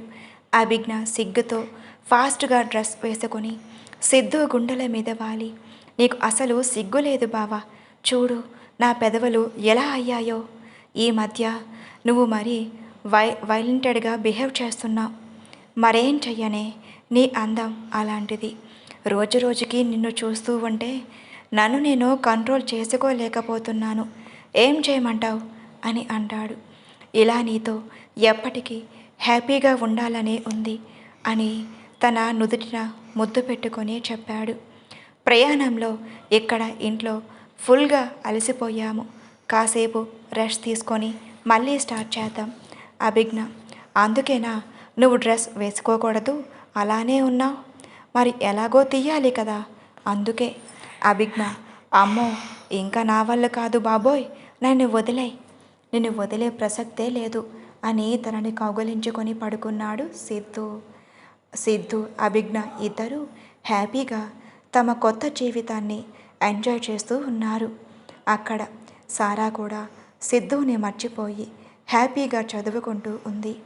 అలా 2 సంవత్సరాలు గడిచిపోయి సారా స్టడీ కూడా కంప్లీట్ అయిపోయింది. సిద్ధు తన అత్తయ్యకు కాల్ చేసి అభిజ్ఞ తల్లి కాబోతుంది అని చెప్పాడు. ఇంకా వారి ఆనందానికి హద్దే లేదు. తను ఏం జాగ్రత్తలు తీసుకోవాలో, ఏం తినాలో అన్నీ తనకి తన అమ్మ నాన్నమ్మ చెప్తూ ఉండేవారు. తనకి 5వ నెల వచ్చేసరికి ఇంట్లో కూడా ఒక్కడితే ఉండటంతో సిద్ధు సారేని యూఎస్ఏకి రమ్మని చెప్పాడు. అభిజ్ఞకి కూడా కొంచెం హెల్ప్గా ఉంటుంది అని. ఇంట్లో వాళ్ళకి కూడా సరే అనిపించి తనని యూఎస్ఏ పంపారు. సారా వెళ్ళిన తర్వాత తనని ఒక్క పని కూడా చెయ్యించేదే కాదు. తనకి ఏ టైంకి ఏమివ్వాలో అన్నీ దగ్గర ఉండే చూసుకునేది. తర్వాత అక్క పక్కనే కూర్చొని బేబీతో మాట్లాడుతూ ఉండేది. సుద్దీకు కూడా సారా తన అక్కని జాగ్రత్తగా చూసుకోవడంతో తను ఎటువంటి టెన్షన్ లేకుండా ఆఫీస్కి వెళ్ళేవాడు. అలా అభిజ్ఞకి 9వ నెల వచ్చింది. తన డెలివరీకి ఇంకా టైం ఉంది అని సిద్ధు ఆఫీస్లో అర్జెంట్ మీటింగ్ ఉంది అంటే వెళ్ళాడు. ఆ రోజు అభిజ్ఞకి ఒంట్లో సరిగ్గా అనిపించడం లేదు. మెల్లగా కడుపులో నొప్పి స్టార్ట్ అయ్యింది. డెలివరీకి ఇంకా టైం ఉంది కదా, ఇది మామూలుగా ఉంది అని సారాకి కూడా చెప్పలేదు. అలా తనకి నొప్పి ఎక్కువై నొప్పులు వస్తున్నట్టుగా అనిపించింది. సారా అని గట్టిగా అరిచింది. తను అక్కకి ఏమయ్యిందో, ఎందుకు అలా అవుతున్నావు అని అడిగితే, నాకు నొప్పులు వస్తున్నాయి సారా, సిద్ధుకి కాల్ చేయి అంది. సారాకి కూడా టెన్షన్గా ఉంది. అక్క అలా అరుస్తుంటే వెంటనే సిద్ధుకి కాల్ చేసి చెప్పింది. తను వెంటనే ఇంటికి వచ్చి అభిజ్ఞాని హాస్పిటల్కి తీసుకువెళ్ళాడు. సారా సిద్ధుని పట్టుకొని ఏడుస్తుంది. బావా, నాకు భయంగా ఉంది. అక్కకి ఏం కాదు కదా. సిద్ధు, ఏం కాదు, నువ్వు టెన్షన్ పడకు. కాసేపటికి నర్స్ వచ్చి, సార్ మీకు బాబు పుట్టాడు, డాక్టర్ మిమ్మల్ని రమ్మంటున్నారు. సిద్ధు, సారాకి చాలా హ్యాపీగా అనిపించింది. తన వెంటనే వెళ్ళి బాబుని తన చేతుల్లోకి తీసుకున్నాడు. డాక్టర్, నా భార్యకి ఎలా ఉంది? తనకి కాసేపట్లో మెలకువ వస్తుంది. తను బాగుంది. నార్మల్ డెలివరీ అయ్యింది. టెన్షన్ పడాల్సిన అవసరం ఏం లేదు. సిద్ధు వెనకే సారా కూడా వెళ్ళింది. బాబును చూసి, బావా చాలా ముద్దుగా ఉన్నాడు బావా అని తన చేతుల్లోకి తీసుకొని నుదుటిపై ముద్దు పెట్టింది. అక్కకి ఎలా ఉంది బావా? బానే ఉంది. తను ఇప్పుడు స్పృహలో లేదు. గదికి షిఫ్ట్ చేస్తామన్నారు. అప్పుడు చూద్దాం. బాబుని సిద్ధు చేతిలో పెట్టి, నేను అమ్మ వాళ్ళకి కాల్ చేసి చెప్తాను. హా, ఓకే. వాళ్ళు కూడా హ్యాపీగా ఫీల్ అవుతారు. అలా 2 రోజుల తర్వాత అభిజ్ఞాని ఇంటికి తీసుకొని వచ్చారు. 21 రోజుకి బాబుకి పేరు పెట్టారు. అభిషేక్ నందన్ రాయ్ అని. సారా బాబుని చూసుకుంటూ అక్కడే ఉండేది. అభిజ్ఞ ఒకరోజు సిద్ధుతో, సిద్ధు, సారాకి ఇక్కడే మ్యాచ్ సెట్ చేద్దాం, తను కూడా మనతో ఇక్కడే ఉంటుంది కదా. సిద్ధు, మంచి ఆలోచన, కానీ తను ఒప్పుకుంటుంది అంటావా? తను నీ మాట వింటుంది సిద్ధు. మనకు తెలిసిన అబ్బాయి ఒక అతను ఉన్నాడు కదా. ఒకరోజు అందరూ కలిసి ఔటింగ్కి వెళ్దాం. అప్పుడు ఇద్దరు ఒకరితో ఒకరు మాట్లాడుకుంటే బాగుంటుంది. తమ అభిప్రాయాలు కూడా తెలుసుకుంటారు. నీ ఆలోచన బాగుంది, కానీ ముందు సారాని ఒప్పించాలి. అది నువ్వే చేయగలవు. సిద్ధు సారా గదిలోకి వెళ్ళి, నీతో కొంచెం మాట్లాడాలి సారా. అది నీ పెళ్ళి గురించి. తను నాకు ఇప్పుడే పెళ్ళి చేసుకోవాలని లేదు బావా. సిద్ధు, ఇప్పుడు చేసుకోవాలని లేదా, లేక పెళ్ళి చేసుకోవడమే ఇష్టం లేదా? ఏదైనా బావా, నాకు పెళ్ళి చేసుకోవాలని లేదు. నువ్వు ఇంకా తన్ని మర్చిపోలేదు కదూ. నా ఊపిరి ఉన్నంత వరకు నేను తనని మర్చిపోలేను బావా. సిద్ధు, ఫూలిష్గా మాట్లాడకు సారా. తనకి పెళ్ళి అయ్యి తన భార్యతో హ్యాపీగా ఉంటాడు. నువ్వు తననే గుర్తు చేసుకుంటూ నీ జీవితాన్ని పాడు చేసుకుంటావా? లేదు బావా, కొంచెం సమయం కావాలి అంతే. మనం మళ్ళీ ఔటింగ్కి వెళ్తున్నాం అని వెళ్ళిపోయాడు.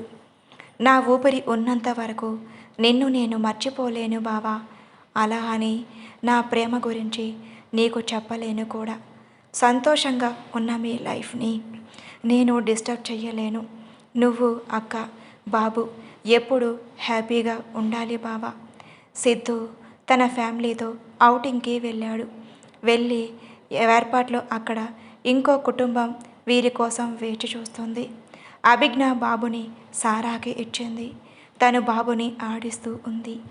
సిద్ధు అక్కడ ఉన్న ఇంకో ఫ్యామిలీకి సారాని చూపించాడు. సిద్ధు వాళ్ళు మాట్లాడుతూ ఉండగా ఒక అబ్బాయి సారా దగ్గరికి వచ్చి హాయ్ అని అన్నాడు. తను చిన్నగా నవ్వు ఇచ్చి హాయ్ అని అంది. తను నా పేరు వర్ధన్ అని అన్నాడు. తను కూడా నా పేరు సారా అని అంది. తను బాబు చాలా క్యూట్గా ఉన్నాడు. అవును, అంతా మా బావలాగే ఉన్నాడు అని అంది సారా. వర్ధన్, మీకు తెలుసు లేకున్నా మన కోసం ఈ కుటుంబం మీటింగ్ సారా. అంటే తను ఒకలాంటి పెళ్లి చూపులు అన్నమాట. ఇది మా తల్లిదండ్రులు, మీ అక్క బావ వాళ్ళు ముందుగా అనుకొని మనల్ని ఇక్కడ కలిసేలా చేశారు. మిమ్మల్ని ముందే నేను ఫోటోలో చూశాను. మీరు చాలా అందంగా ఉన్నారు. సారా ఏం మాట్లాడటం లేదు. తనే కల్పించుకొని మీ హ్యాబీస్ ఏంటి అని అడిగాడు. సారాకి ఏం చెప్పాలో అర్థం కావటం లేదు. అభిజ్ఞ తన దగ్గరికి వచ్చి బాబును తీసుకొని, సారా నువ్వు ఇలా ఏం మాట్లాడకుండా ఉంటే ఎలా చెప్పు? తను, అక్క ఏంటిది, నాకు ఒక్క మాట కూడా చెప్పకుండా ఇలా పెళ్లి చూపులు ఏర్పాటు చేశారు. మీ బావ నీతో మాట్లాడాడు కదా అక్క, నాకు ఇదంతా ఇష్టం లేదు. అభిజ్ఞ, మనం ఇంటికి వెళ్ళి మాట్లాడుకుందాం. ఇప్పుడు తనతో మాట్లాడు అని బాబును తీసుకుని వెళ్ళింది. వర్ధన్, సారా మీరు నాకు చాలా నచ్చారు. సారా, ముందు మీకు నా గురించి పూర్తిగా తెలియాలి అని తను ప్రేమించిన విషయం, తన హ్యాబీస్ అన్నీ చెప్పింది. అన్నీ విన్న వర్ధన్, నీకు ఇష్టమైతే నేను మిమ్మల్ని పెళ్లి చేసుకోవాలి అనుకుంటున్నా. సారా, దయచేసి వర్ధన్ గారు, మీ మాటలను బట్టి చూస్తుంటే మీరు మంచి మనిషిలా కనిపిస్తూ ఉన్నారు. నేను మీకు కరెక్ట్ కాదు వర్ధన్. ఓకే, మీకు ఇష్టం లేకపోతే మనం స్నేహితుల్లాగే ఉండిపోదాం. సారా, ఓకే, నో ప్రాబ్లం. ఫ్యూచర్లో నా మీద మీ అభిప్రాయం మారితే కనుక నేను చెప్పిన దాని గురించి ఆలోచించండి. సారా చిన్న నవ్వు నవ్వి ఊరుకుంది. ఇద్దరూ తమ కుటుంబం దగ్గరకు వెళ్ళి మాట్లాడుతూ లంచ్ చేసి తిరిగి ఇంటికి బయలుదేరి వెళ్ళారు. ఇంటికి వెళ్ళగానే సారా, బావా నేను ఇంటికి వెళ్ళిపోతాను. సిద్ధు, ఏమైంది సారా, ఎందుకు ఇంత హఠాత్తుగా? మీ ఇద్దరు నాకు చెప్పకుండా ఈరోజు పెళ్లి చూపులు ఏర్పాటు చేశారు. రేపు పెళ్ళి కూడా చేస్తారేమో అని అంది. అభిజ్ఞ, సారా నేను చెప్పాను నువ్వు కూడా ఇక్కడే ఉంటావా అని. మీ బావకి చెప్పా, నీకు ఇష్టం లేకుండా మేము ఏది చెయ్యము. సారా, సారీ. తన రూమ్లోకి వెళ్ళిపోయింది. తనకి ఇష్టం లేకుండా అక్కడికి తీసుకువెళ్ళి తప్పు చేశామా? సిద్ధు, లేదు, తనని ఇంటికి పంపుదాం. నేను అమ్మమ్మతో మాట్లాడుతాను. సారా తిరిగి ఇండియా వచ్చింది. తన చదువు కూడా పూర్తి అవ్వడంతో ఇంట్లోనే ఉంది. అభిషేక్ ఫస్ట్ పుట్టినరోజు కూడా అయిపోయింది. రవిచంద్ర తన అమ్మ స్నేహితురాలు అయిన తన మనవడితో సారాని ఇచ్చి పెళ్లి చేయాలి అనుకున్నారు. విషయం సిద్ధుకి కూడా చెప్పారు. సారాకి పెళ్ళి ఇష్టమేనా అని అడిగాడు. తనకి ఇష్టమే అని చెప్పాకే పెళ్ళికి ఏర్పాట్లు చేస్తున్నాం. మీరు తొందరగా ఇండియాకి రండి అని అన్నాడు. సిద్ధు ఇక్కడ అన్నీ చూసుకొని వస్తాం మావయ్య అని అన్నాడు సిద్ధు. సారాకి సింపుల్గా ఎంగేజ్మెంట్ చేశారు. పెళ్ళికి కూడా డేట్ ఫిక్స్ చేశారు. పెళ్ళికి ఇంకో నెల మాత్రం ఉంది. సిద్ధు వాళ్ళ ఇండియా వచ్చారు. తను రాగానే సారా దగ్గరకు వెళ్ళి, నీకు నిజంగా అబ్బాయి నచ్చే పెళ్లి చేసుకుంటున్నావా? అవును బావా అని అంది సారా. అది నన్ను చూసి చెప్పు. సారా కంట్లో కన్నీరు చూసి, ఎందుకే నీకు ఇష్టం లేని పని చేస్తున్నావు? సారా, అమ్మ వాళ్ళు నా గురించి బాధపడుతూ ఉంటే నాకు నచ్చడం లేదు బావా, అందుకే. కానీ నీకు ఇష్టం లేని పెళ్ళి చేసుకోవాలనుకుంటున్నావా? లేదు బావా, లైఫ్లో ముందుకు వెళ్ళాలి అంటే నా ప్రేమని మర్చిపోవాలి. సిద్ధు, మరి మర్చిపోయావా? సారా దానికి ఏం మాట్లాడకుండా ఉంటుంది. నీ మౌనమే సమాధానం చెప్తుంది సారా. ప్లీజ్ బావా, ఈ విషయం ఎక్కడితో వదిలే, అమ్మ వాళ్లకు చెప్పకు. అక్క బాబు ఎలా ఉన్నారు? పద అని నీకోసమే చూస్తున్నారు. సారా వాళ్ళ అక్కని కౌగిలించుకొని బాబుని ఎత్తుకొని వాడిని ముద్దలతో ముంచెత్తుతూ వాడిని తన రూమ్లోనికి తీసుకువెళ్ళి ఆడుకుంటుంది సారా. పెళ్లి రోజులు దగ్గర పడుతున్నాయి. సారా బాబుతో తన రూమ్లో ఆడుకుంటూ ఉంటుంది అని రూమ్కి వెళ్ళింది. అక్కడ ఎవ్వరూ లేరు. సారా రూమ్లో టేబుల్పై ఒక అందమైన పుస్తకం ఉంది. అది ఓపెన్ చేసి చూసింది. అందులో రాసి ఉంది. అది చదివిన అభిజ్ఞ కాలు కింద భూమి కంపించినట్లు అయ్యింది. అందులో సారా సిద్ధుని ప్రేమించిన విషయం, ఇద్దరి మధ్య చిన్నప్పటి నుండి జరిగిన విషయం అన్నీ అందులో రాసి ఉంది. అది చదువుతూ ఉంటే అభిజ్ఞ కంట్లో నీరు తన ప్రమేయం లేకుండానే వస్తున్నాయి. ఇంతలో ఎవరో వస్తున్నట్టుగా అనిపించి బుక్ క్లోజ్ చేసి కన్నీళ్లను తుడుచుకుంది. సారా వచ్చి, అక్క, ఇక్కడ ఏం చేస్తున్నావు? నేను నీకోసమే వచ్చాను, కానీ ఇక్కడ ఎవ్వరూ లేరు. ఎక్కడికి వెళ్ళావు సారా? బాబు ఎక్కడా?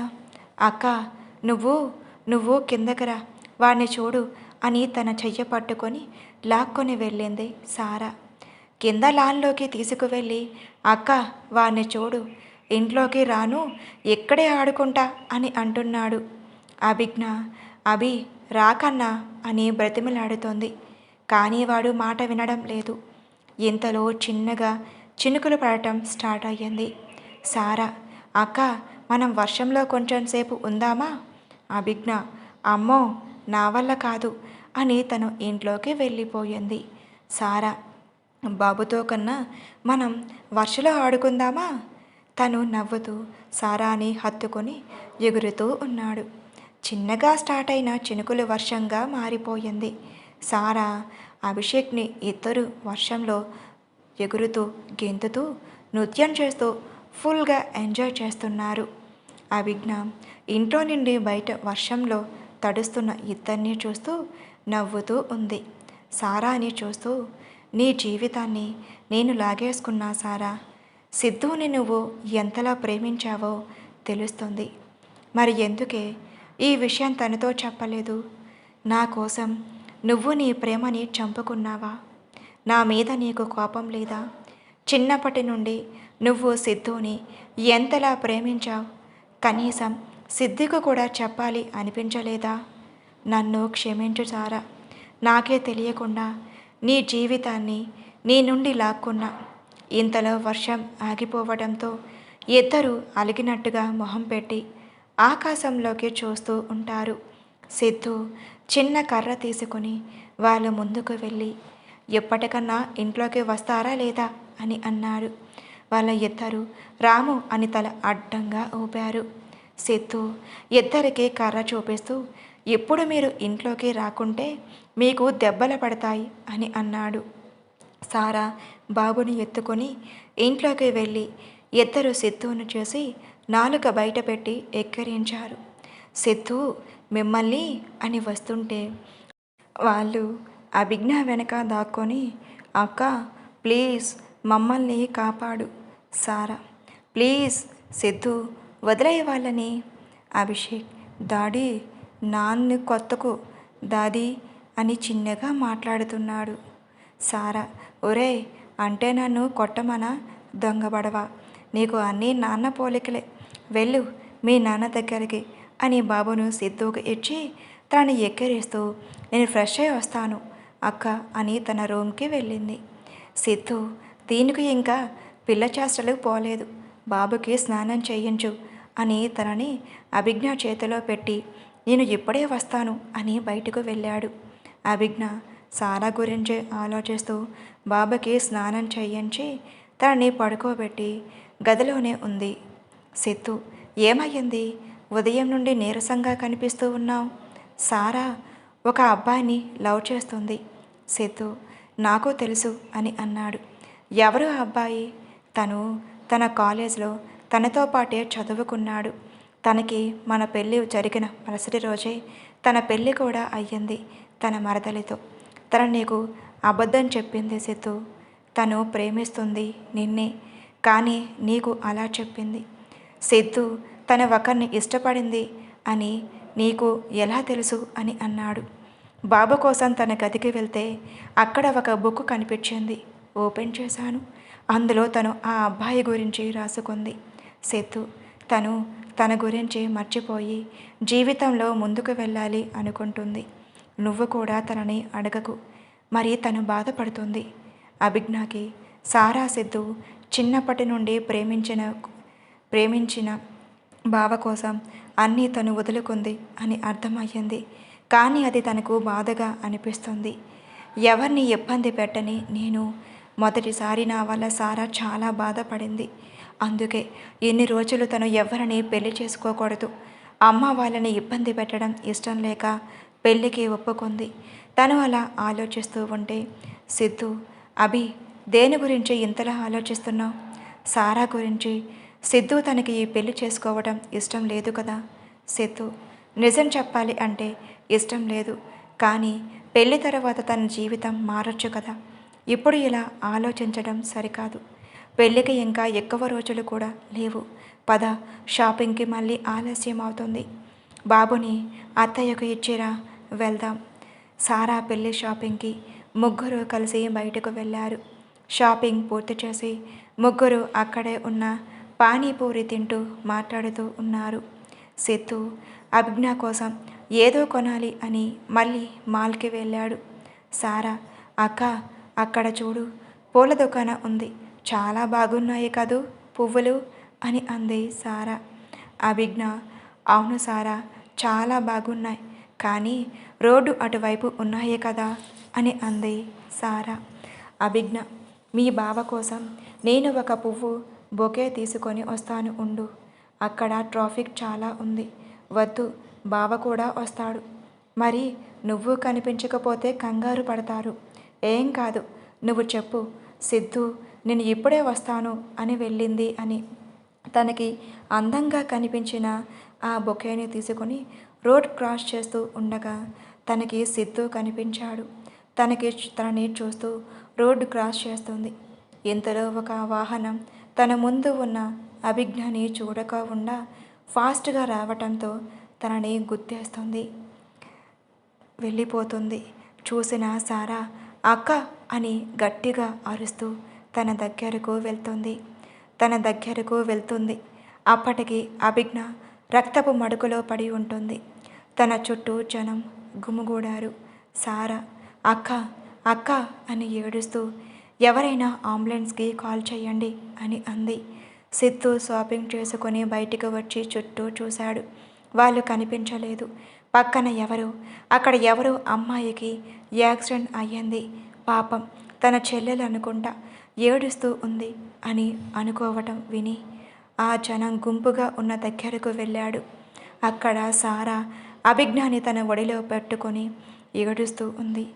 అభిజ్ఞ రక్తపు మడుగులో పడి ఉంది. తనని అలా చూడగానే సిద్ధుకి మైండ్ పనిచేయలేదు.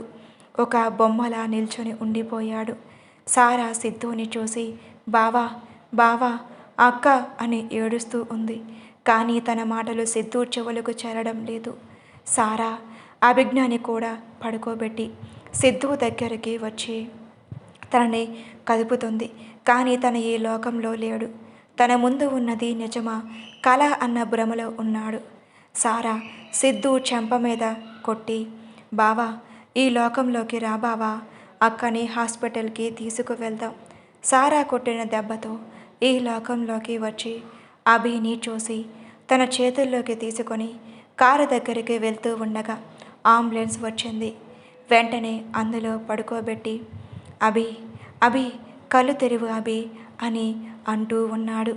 అభిజ్ఞ మెల్లిగా కళ్ళు తెరిచి సిద్ధు బాబు జాగ్రత్త అని అంది. తను ప్లీజ్ నువ్వు అలా మాట్లాడకు సారా అని అంది.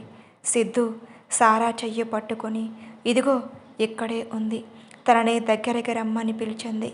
సారా అభిజ్ఞ దగ్గరికి వెళ్ళి అక్క నీకు ఏం కాదు అని ఏడుస్తుంది. సారా సిద్ధుని పెళ్లి చేసుకో. అక్క ఏం మాట్లాడుతున్నావు నువ్వు? నీకేం కాదు, నాకు తెలుసు నువ్వు తనని ప్రాణంలా ప్రేమించావని. అక్క నువ్వు అలా మాట్లాడుకు.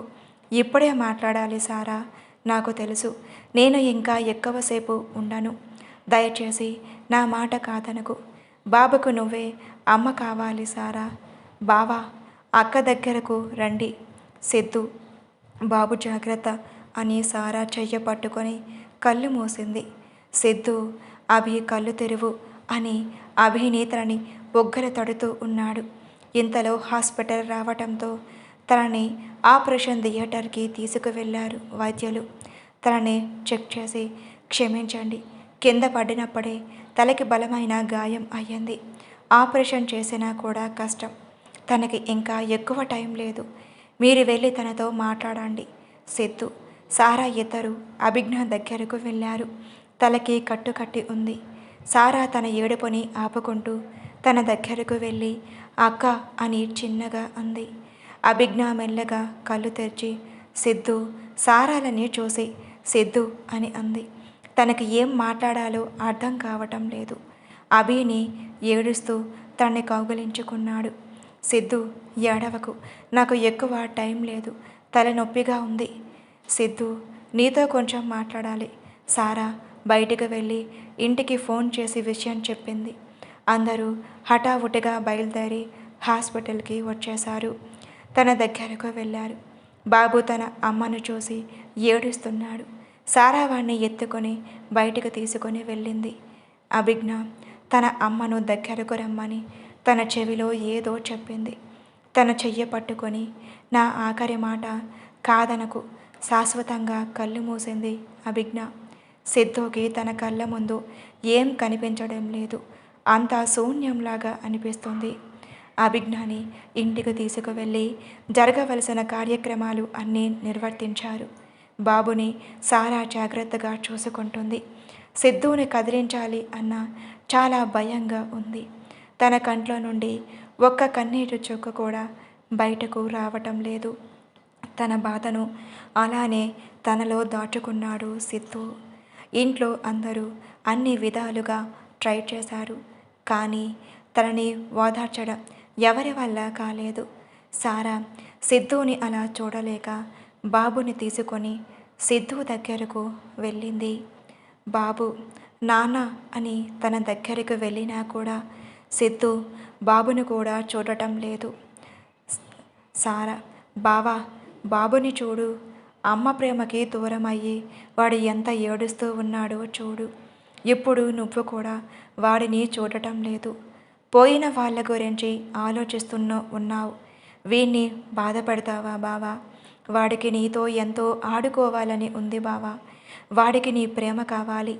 ఇంకా ఎన్ని రోజులు ఇలానే ఉంటావు బావా? నీలో నువ్వే బాధపడుతూ ఉంటే నువ్వు కూడా మాకు దూరం అవుతావేమో అని భయంగా ఉంది అని అంటుంది సారా. నువ్వు ముందు ఉండాలి అంటే టైం పడుతుంది. జరిగింది మార్చిపోవడానికి కష్టమే బావా.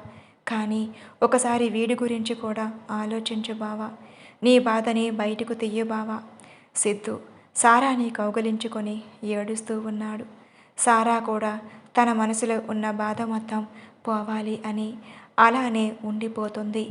సిద్ధు తనని ఎలా మర్చిపోవాలి?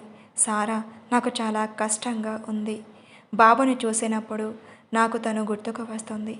సారా, వాడితో తను చేసిన అల్లరే గుర్తుకు వస్తుంది. సారా, మనసుకు చాలా కష్టంగా ఉంది. సారా, నా ప్రాణం నా నుండి దూరం అయ్యింది. నేను తను లేకుండా ఉండలేకపోతున్నాను. సిద్ధు అలా చాలాసేపు సారాని కౌగలించుకొని ఏడుస్తూ ఉన్నాడు.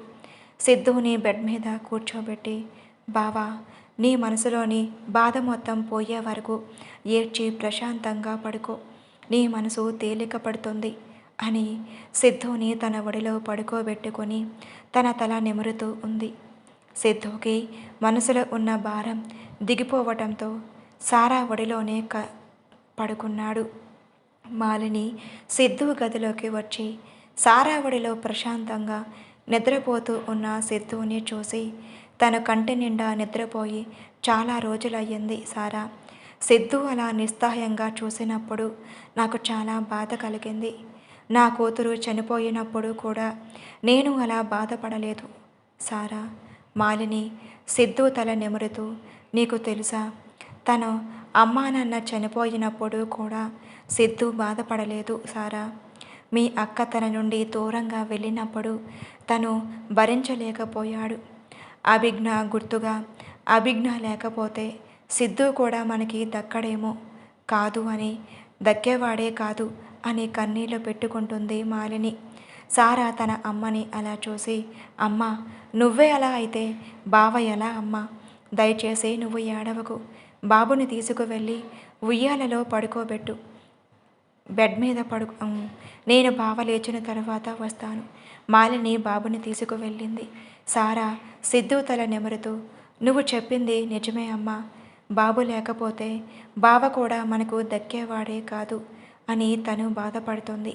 తన కంట్లో నుండి కన్నీటి బొట్టులు సిద్ధు తల మీద పడటంతో సిద్ధుకి మెలకువ వచ్చి తనకు ఎక్కడ ఉన్నాడో చూసి సారా ఒడిలో తన పడుకొని ఉండటం చూసి పైకి లేచి సారాని చూసి, సారీ సారా. ఎందుకు బావా? నేను చాలాసార్లు నీ ఒడిలోనే పడుకున్నాను. బావా ప్లీజ్, నువ్వు ముందు మా బావలా నిన్ను చూడాలి అనిపిస్తుంటే, ఇలా నువ్వు బాధపడుతూ ఉంటే నిన్ను ఇలా చూసి కష్టంగా ఉంది అని తనని కౌగిలించుకొని ఏడుస్తూ ఉంది. సిద్ధు తనని ఓదారుస్తూ, నన్ను ఏడవద్దని నువ్వు ఏడుస్తున్నావా సారా?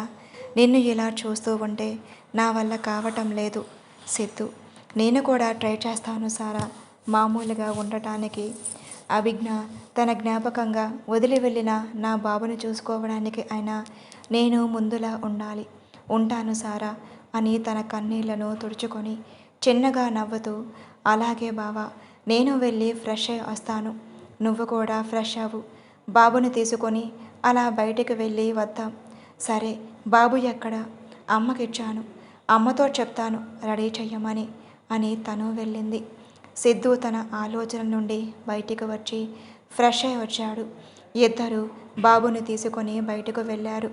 సారా సిద్ధుని ఏదో ఒకటి అడుగుతూ తన అక్క గురించి ఆలోచించకుండా తనని డైవర్ట్ చేస్తుంది. సిద్ధు బాబుని ఆడిస్తూ ఉన్నాడు. సారా వారిని చూస్తూ ఉంది. ఇంతలో సారా ముందుకి ఒక వ్యక్తి వచ్చి నిల్చున్నాడు. సారా తనని చూసి లేచి నిల్చొని, మీరు ఎక్కడ అని అంది. నీతో కొంచెం మాట్లాడాలి సారా అని అన్నాడు. ఇద్దరు పక్కకు వెళ్ళి మాట్లాడుతూ ఉన్నారు. సారా, నేను చెప్పిన విషయం ఇంట్లో చెప్పావా? లేదా కిషోర్ గారు ప్లీజ్ నేను చెప్పింది వినండి. ఏం వినాలి నేను? నీకు చాలాసార్లు ఫోన్లో కూడా విషయం చెప్పాను. ఇప్పటికే అక్క గురించి బాధపడుతూ ఉన్నారు. నాకు కొంచెం టైం ఇవ్వండి. ఇప్పటికే చాలా టైం ఇచ్చాను. ఇంకా టైం తీసుకుంటే నువ్వు నేను ఇద్దరం బాధపడతాము. కిషోర్ గారు ప్లీజ్ నా బాధ కూడా కొంచెం అర్థం చేసుకోండి. నేను ఎలా అయినా ఈ విషయం ఇంట్లో చెప్తాను. మీరు టెన్షన్ పడకండి. సరే బాయ్ సారా అని కిషోర్ వెళ్ళిపోయాడు. తను వెళ్ళిపోయగానే సారా బాధపడుతూ అక్కడే కూర్చుంది. సిద్ధు వారిని మొదటి నుండి గమనిస్తూ ఉన్నాడు. కిషోర్ వెళ్ళగానే తన వెనక వెళ్ళి హలో కిషోర్ అని అన్నాడు. తను సిద్ధుని చూసి మీరు అని అన్నాడు. నేను సారా బావని. మిమ్మల్ని ఫోటోలో చూశాను. ఇందాక సారాతో మాట్లాడుతూ ఉంటే ఎందుకు డిస్టర్బ్ చేయాలి అని మీ దగ్గరకు రాలేదు. కిషోర్, మీరు ఊహించుకున్నట్లే మా ఇద్దరి మధ్య ఏం లేదు. ఇంకా కొన్ని రోజుల్లో మీ ఇద్దరికి పెళ్ళి అవుతుంది. లేదు, మా ఇద్దరికి ఈ పెళ్ళి ఇష్టం లేదు. సిద్ధు, ఏం మాట్లాడుతున్నావు కిషోర్? నిజమే సిద్ధు గారు, మా ఇద్దరికి ఈ పెళ్ళి ఇష్టం లేదు. తను మరి ఎందుకు నిశ్చితార్థం చేసుకున్నారు? మా అమ్మ చనిపోతాను అని నన్ను బెదిరించి మరీ ఒప్పించింది. సారాకి కూడా ముందే విషయం చెప్పాను నేను. కానీ తన విషయం ఎవరికీ చెప్పకుండా తనలో తానే బాధపడుతుంది. కిషోర్ సార్, దయచేసి మీరన్నా ఇంట్లో విషయం చెప్పండి. సిద్ధు, మిమ్మల్ని ఒక విషయం అడుగుతాను, చెప్తారా? మీ డౌట్ నాకు అర్థమయ్యింది. ఎందుకు సారా అంటే ఇష్టం లేదు అనే కదా? సిద్ధు అవును అని తల ఊపాడు. నేను ఒక అమ్మాయిని ప్రేమించాను. తనకి కూడా నేనంటే ప్రాణం. కులం వేరు అని మా అమ్మ పెళ్ళికి ఒప్పుకోలేదు. తనకి చాలాసార్లు చెప్పి చూశాను, వినలేదు. నువ్వు ఈ పెళ్ళికి ఒప్పుకోకపోతే నా ప్రాణాలు తీసుకుంటాను అని అంది. చిన్నప్పటి నుండి మా అమ్మ నన్ను కష్టపడి పెంచింది. నన్ను ఒక మంచి బిజినెస్ మనిషిగా ఒక పొజిషన్లో నిల్చోబెట్టింది. తన మాటను కాదనలేక ఈ పెళ్ళికి ఒప్పుకున్నాను. కానీ నేను సారాని మొదట చూసినప్పుడే తనకి విషయం చెప్పాను. మా అమ్మకి తన నానమ్మ స్నేహితురాలు. అందుకే ఈ పెళ్ళి ఎలా అయినా జరగాలని తను పంతం పట్టింది. నేను మా అమ్మని కష్టపట్టలేను. అలా అని ఒక అమ్మాయి జీవితాన్ని తెలిసి నాశనం చెయ్యలేక. సార్, మీరన్న ఈ విషయం తనకి అర్థమయ్యేలా చెప్పండి. తను చాలా సెన్సిటివ్, అలాగే మంచి అమ్మాయి కూడా. ఇప్పుడు నా వల్ల తను బాధపడుతుంది, కానీ నేను కూడా ఏమీ చెయ్యలేని పరిస్థితి. సిద్ధు, మీ బాధని నేను అర్థం చేసుకోగలను. నేను ట్రై చేస్తాను ఇంట్లో విషయం చెప్పడానికి. కిషోర్, మీరు నాకు ఈ హెల్ప్ చేయండి చాలు. సిద్ధు, మీరు నాతో మాట్లాడినట్టు సారాకి చెప్పకండి. అలాగే ఇక ఉంటాను. సిద్ధు సారా దగ్గరకు వెళ్ళి, ఏమయ్యింది? ఎందుకు అలా ఉన్నావు? నేను బానే ఉన్నాను బావా, పద ఇంటికి వెళ్దాం. కారులో సిద్ధు కావాలనే, సారా నిన్ను పెళ్లి చేసుకోబోతున్న అబ్బాయి పేరేంటి? తను తన పేరు కిషోర్ బావా.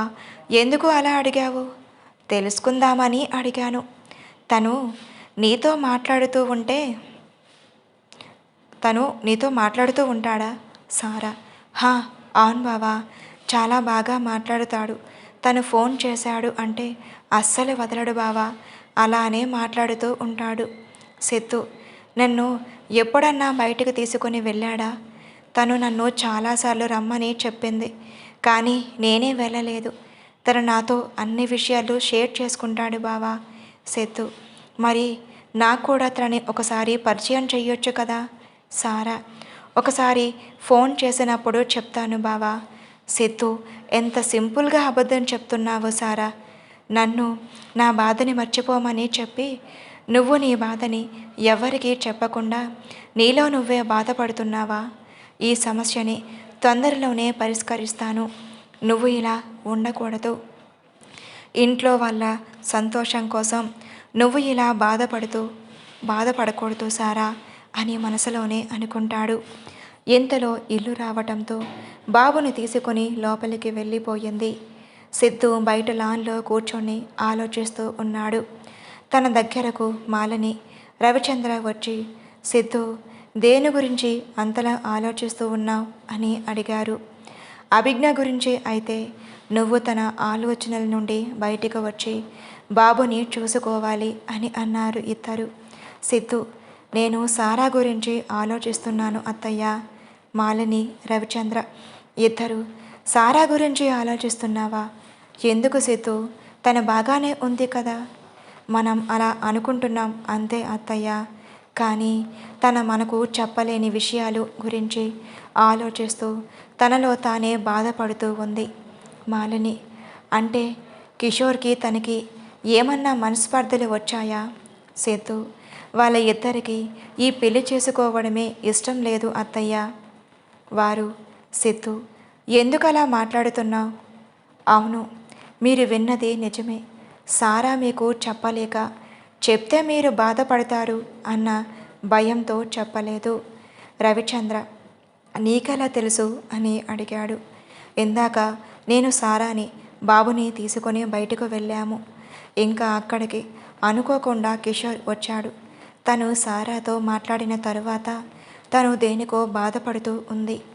నేను తన వెనకే వెళ్ళి కిషోర్ని అడిగి విషయం తెలుసుకున్నాను. కిషోర్ సారాకి తనని కలిసినప్పుడే విషయం చెప్పాడు. కానీ తను మీకు ఎవ్వరికీ చెప్పకుండా ఇంతవరకు తీసుకొని వచ్చింది. తను మీకు ఎందుకు చెప్పలేదా? అర్థం కావటం లేదు. మాలిని, రవిచంద్ర బాధపడుతుంది. తన విషయంలోనే తొందరపడ్డామేమో. సిద్ధు, తన ఇష్టాలు తెలుసుకోకుండా మనం పెళ్ళి వరకు ఎలా వెళ్ళాలి? రవి అని మాలిని బాధపడింది. సిద్ధు, అత్తయ్య, ఎప్పటికి మించిపోయింది లేదు. పెళ్ళిని రద్దు చేయండి. మాలిని, పెళ్ళిని రద్దు చేయడం అంటే చిన్న విషయం కాదు సిద్ధు. ఒక ఆడపిల్ల పెళ్ళి క్యాన్సిల్ అయ్యింది అంటే తన గురించి ఎన్ని రకాలుగా మాట్లాడుకుంటారో తెలుసు. అలాగని బలవంతంగా పెళ్ళి అనే బంధంలో వారిని ఇరికించటం భావ్యం కాదు అత్తయ్య. దీని గురించి ఆలోచించి నాకు కొంచెం సమయం కావాలి సిద్ధు అని మాలిని బాధగా వెళ్ళిపోతుంది. రవిచంద్ర తనని ఆలోచించుకోనివ్వు. సిద్ధు, తల్లి మనసు కదా, కొంచెం బాధగా ఉంటుంది. నాకు తెలిసి సారా పెళ్లి విషయంలో తను ఒక మంచి నిర్ణయం తీసుకుంటుంది అని నా నమ్మకం. పద వెళ్దాం అని ఇద్దరు ఇంట్లోకి వెళ్ళారు. సారా ఒక వారం రోజులు ఆలోచించి విషయం అమ్మకు చెప్పాలి అని తన దగ్గరకు వెళ్ళింది. సారా మొహం చూసి మాలిని మనసు బాధతో మూలిగింది.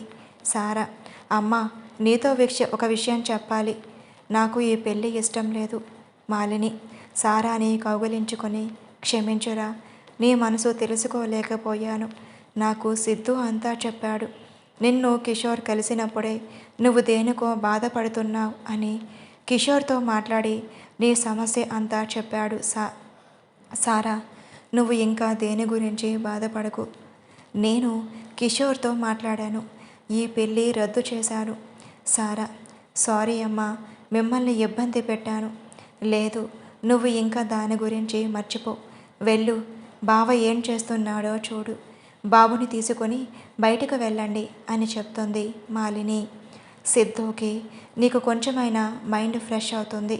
సారా వాళ్ళు బయటకు వెళ్ళిన తర్వాత మాలిని తన అత్తయ్య దగ్గరకు వెళ్ళి తన మనసులో అనుకుంటున్న మాట చెప్పింది. మాలిని, నా మనసులో కూడా అదే ఆలోచన ఉంది అత్తయ్య. అవును మాలిని, సిద్ధుకి మన సారాని ఇచ్చి పెళ్లి చేస్తే బాబుకి తల్లిలోని లోటు కూడా ఉండదు. కానీ సిద్ధుకి ఈ పెళ్ళికి ఒప్పుకుంటాడా లేదా అని అంది మాలిని. మాలిని, సిద్ధుని నేను ఒప్పిస్తాను. అదే జరిగితే సిద్ధికి కూడా ఒక తోడు ఉన్నట్టుగా ఉంటుంది. రవి, చెప్పావా? లేదత్తయ్య, మీ అభిప్రాయం తెలుసుకుందామని ఆగాను. మీకు కూడా ఇష్టమే అన్నారు కదా. రవి కూడా చెప్తాను, తను కూడా ఒప్పుకుంటారు అని నాకు అనిపిస్తుంది. నేను తనకి విషయం చెప్పి వస్తాను అని వెళ్ళింది. ఏదో ఫోన్ మాట్లాడుతూ ఉన్న రవి దగ్గరకు వెళ్ళి, నీతో ఒక అర్జెంట్ విషయం మాట్లాడాలి రవి, ఆ ఫోన్ తర్వాత మాట్లాడు అని ఫోన్ తీసుకొని కట్ చేసింది. రవి, ఏంటి మాలిని, దేనికి అంత సంతోషంగా ఉన్నావు? నేను చెప్పేది వింటే నువ్వు కూడా హ్యాపీగా ఫీల్ అవుతావు. మరి తొందరగా చెప్పు. మాలిని తను అనుకున్న విషయం చెప్పింది. అది విన్న రవి, నువ్వు చెప్పింది వింటే నాకు కూడా చాలా హ్యాపీగా ఉంది. కానీ సిద్ధును ఎలా ఒప్పించాలి మాలిని? నీకు ఇంకో ముఖ్యమైన విషయం చెప్పాలి రవి.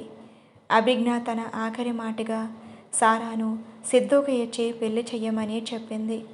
సిద్ధుని బాబుని సారా బాగా చూసుకుంటుంది అని నా నమ్మకం. అమ్మ ఎలాగైనను ఈ పెళ్లి జరిపించు అని నా దగ్గర మాట తీసుకుంది. రవి, మరి ఎన్ని రోజులు ఎందుకు చెప్పలేదు? సారాకి పెళ్లి కుదిరింది, ఇంకో కొద్ది రోజుల్లో పెళ్లి పెట్టుకొని ఎలా చెప్పను రవి? కానీ ఈ పెళ్లి ఇద్దరికీ ఇష్టం లేదు.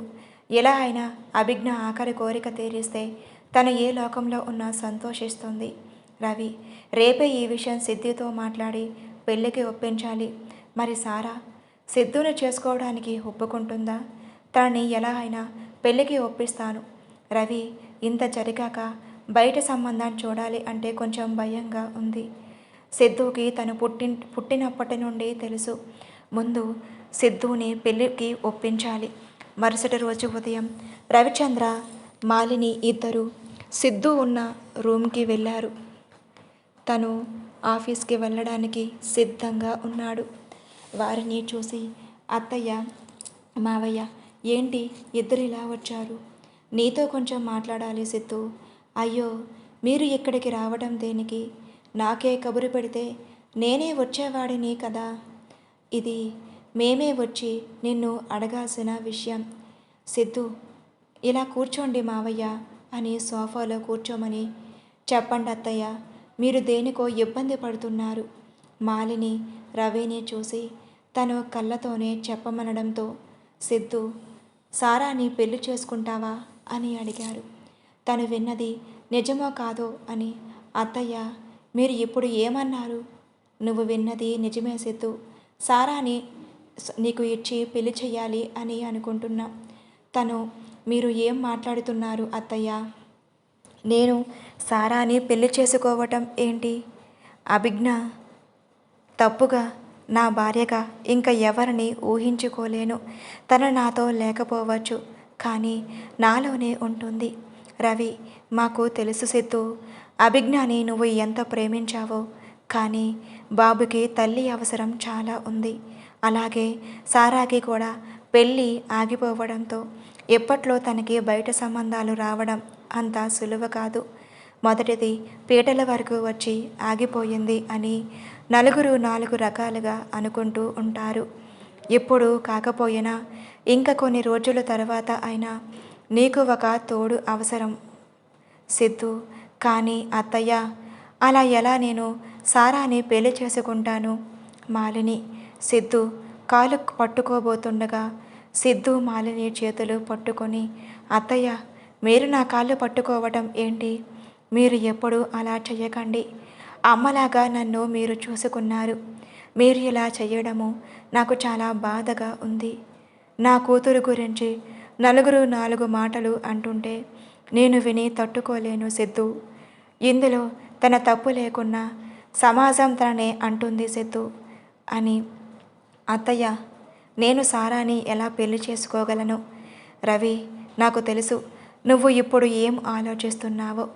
పెళ్ళైన తర్వాత నువ్వు నీ కొత్త జీవితం ప్రారంభించడానికి సమయం తీసుకో. అందులో బలవంతం లేదు. మాలిని, నువ్వు పెళ్ళికి ఒప్పుకుంటే చాలు.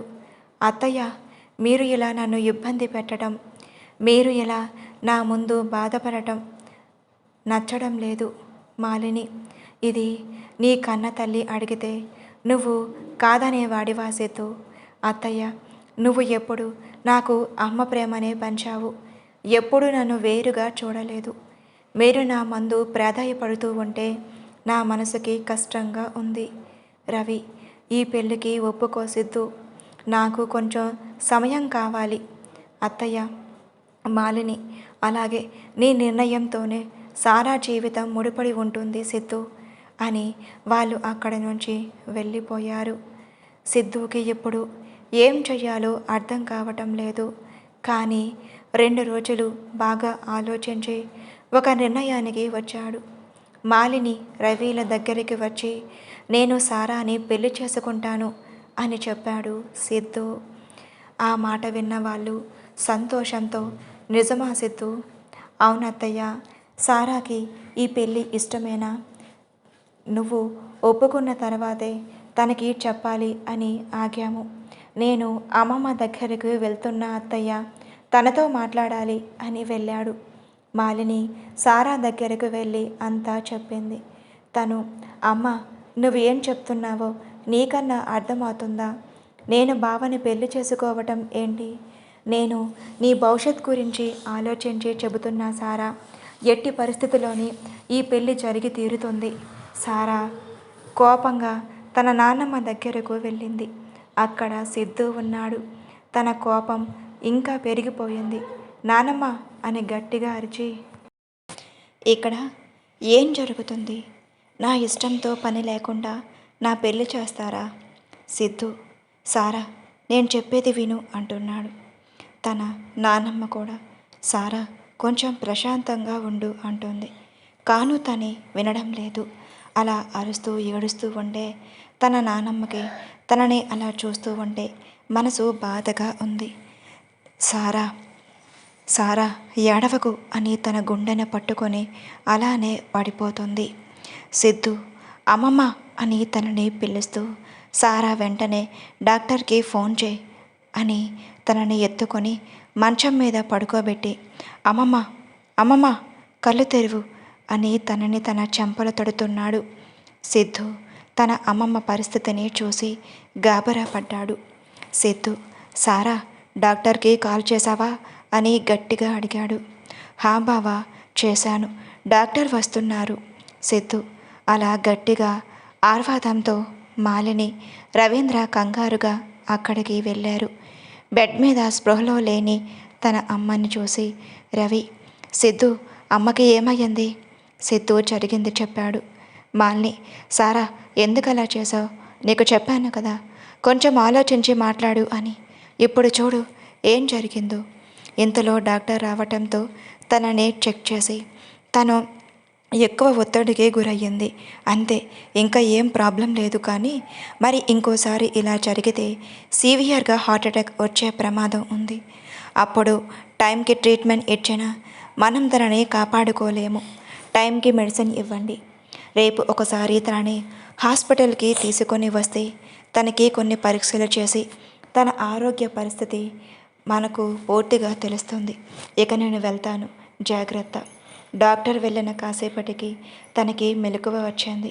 రవి తన పక్కన కూర్చొని, అమ్మ ఇప్పుడు ఎలా ఉంది సారా ఎక్కడ అంది చిన్నగా.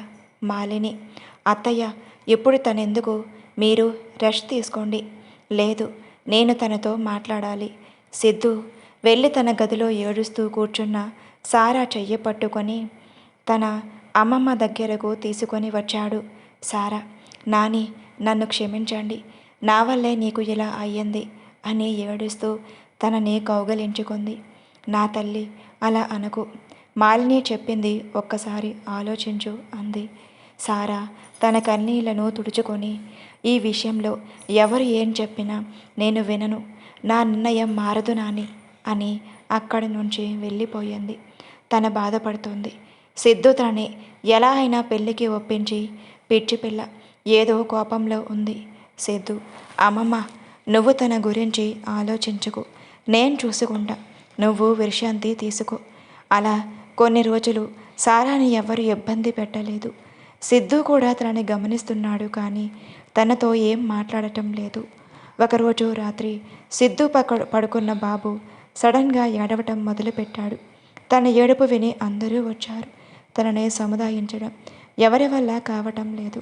చాలాసేపటి నుండి బాబు ఏడుస్తూనే ఉన్నాడు. ఇలా ఇంకా కొంచెం సేపు ఏడిస్తే బాబుకి మంచిది కాదు. సిద్ధు, పద తనని డాక్టర్ దగ్గరికి తీసుకొని వెళ్దాం.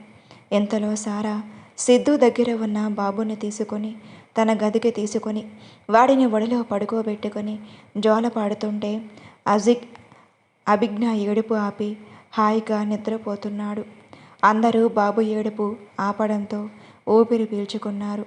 బాబుని సారా దగ్గర వదిలి అందరూ వెళ్ళి పడుకున్నారు. మరుసటి రోజు సిద్ధు సారా దగ్గరకు వెళ్ళి, నీతో కొంచెం మాట్లాడాలి అని అన్నాడు. తను, నీతో మాట్లాడటం, నిన్ను పెళ్లి చేసుకోవడం నాకు ఇష్టం లేదు అని అక్కడి నుంచి వెళ్ళిపోతుంటే, ఇంకో 2 రోజుల్లో మన పెళ్ళి అని అన్నాడు సిద్ధు.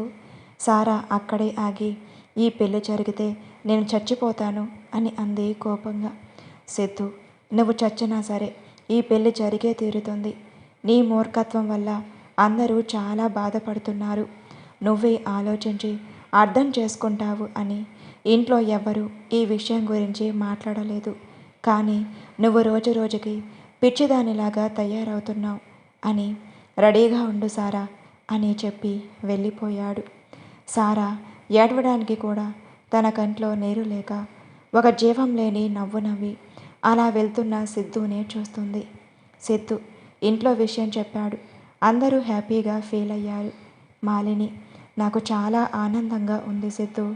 తను అత్తయ్య పెళ్ళి సింపుల్గా రిజిస్టర్ మ్యారేజ్ అయితే బాగుంటుంది.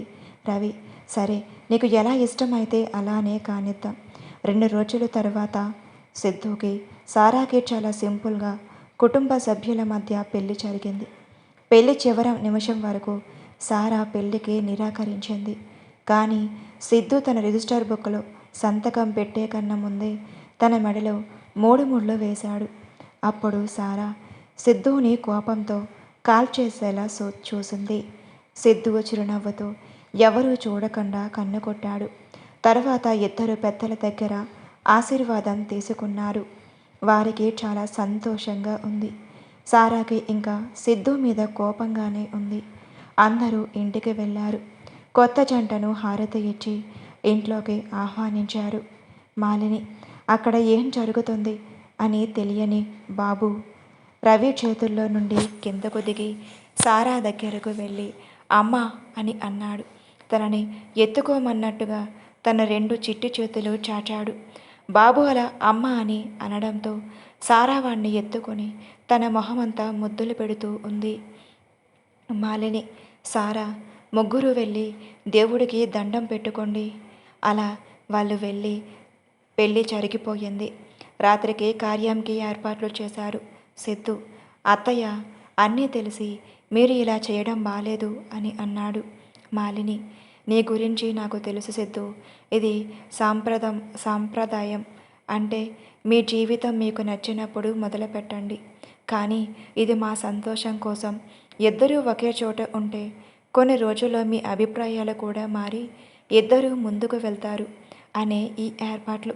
సిద్ధు, నువ్వు గదిలోకి వెళ్ళు, నేను సారాని పంపిస్తాను అని తన దగ్గరకు వెళ్ళింది.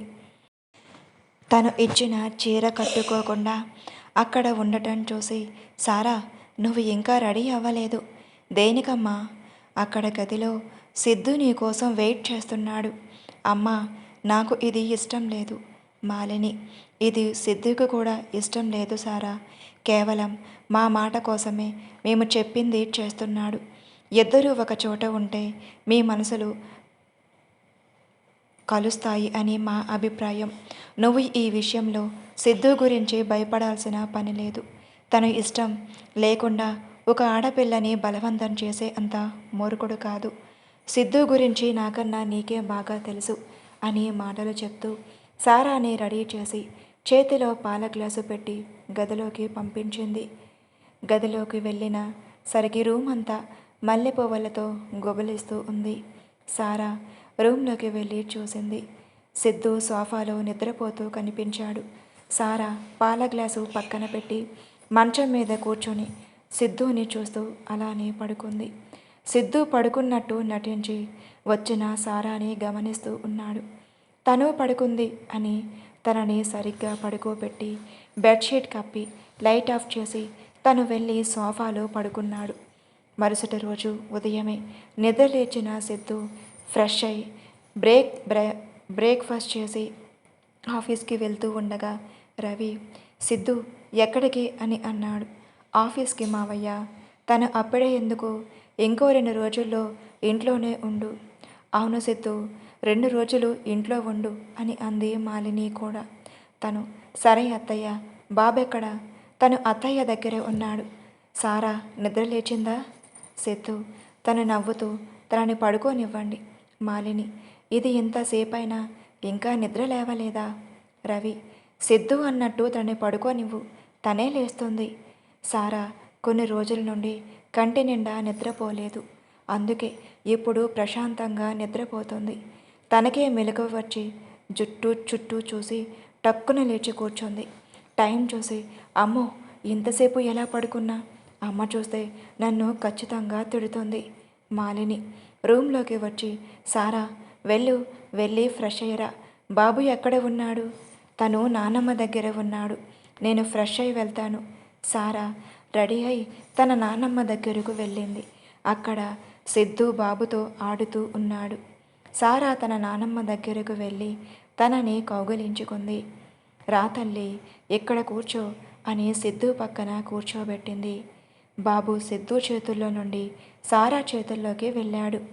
సారా తనతో ఆడుతూ ఉంటే సిద్ధు, అమ్మమ్మ, నేను అలా బయటకు వెళ్ళి వస్తాను అని అక్క నుండి వెళ్ళిపోయాడు. సారాతో తన నానమ్మ, మీ బావ మీద ఇంకా కోపం తగ్గలేదా? సారా, నానమ్మ, నువ్వు ఈ విషయంలో జోక్యం చేసుకోకు అని బాబుని తీసుకుని వెళ్ళిపోతుంది.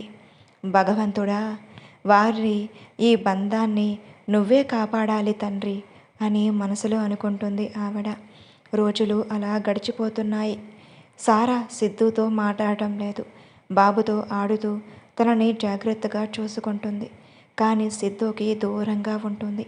తన అమ్మమ్మ సిద్ధుతో, ఇంకా ఎన్ని రోజులు ఇలా తను నీతో మాట్లాడదు? నువ్వు తనతో మాట్లాడవు. ఇలా ఉంటే ఎలా? అది నీకు దగ్గరగా రాలేకపోతుంది. కనీసం నువ్వైనా తనకి దగ్గర అవ్వాలని ప్రయత్నించాలి కదా. ఇద్దరిలో ఎవరు ఆ ప్రయత్నం చెయ్యలేదు. మీరు కొన్ని రోజులు మాకు దూరంగా ఉండండి. అప్పుడన్నా ఒకరి కోసం ఒకరు అన్నట్టు ఉంటారేమో. నేను నా కొడుకు కోడలికి చెప్పాను మిమ్మల్ని ఎక్కడి నుండి వేరే చోటికి పంపమని. వారు కూడా ఒప్పుకున్నారు. ఇప్పుడు నువ్వే నీ భార్యని ఒప్పించి తీసుకువెళ్ళాలి. సిద్ధు, ఇప్పుడు మేము బాగానే ఉన్నాం కదా అమ్మమ్మ. తను, అవును, చాలా బాగున్నారు. ఒకరి మలుపు ఇంకొకరు పడమర అన్నట్టు. నేను ఇలా చెప్పాను అని అది నా మీద అలిగి కూర్చుంది తెలుసా. వెళ్ళి దాని అలక తీర్చి దానిని ఒప్పించు.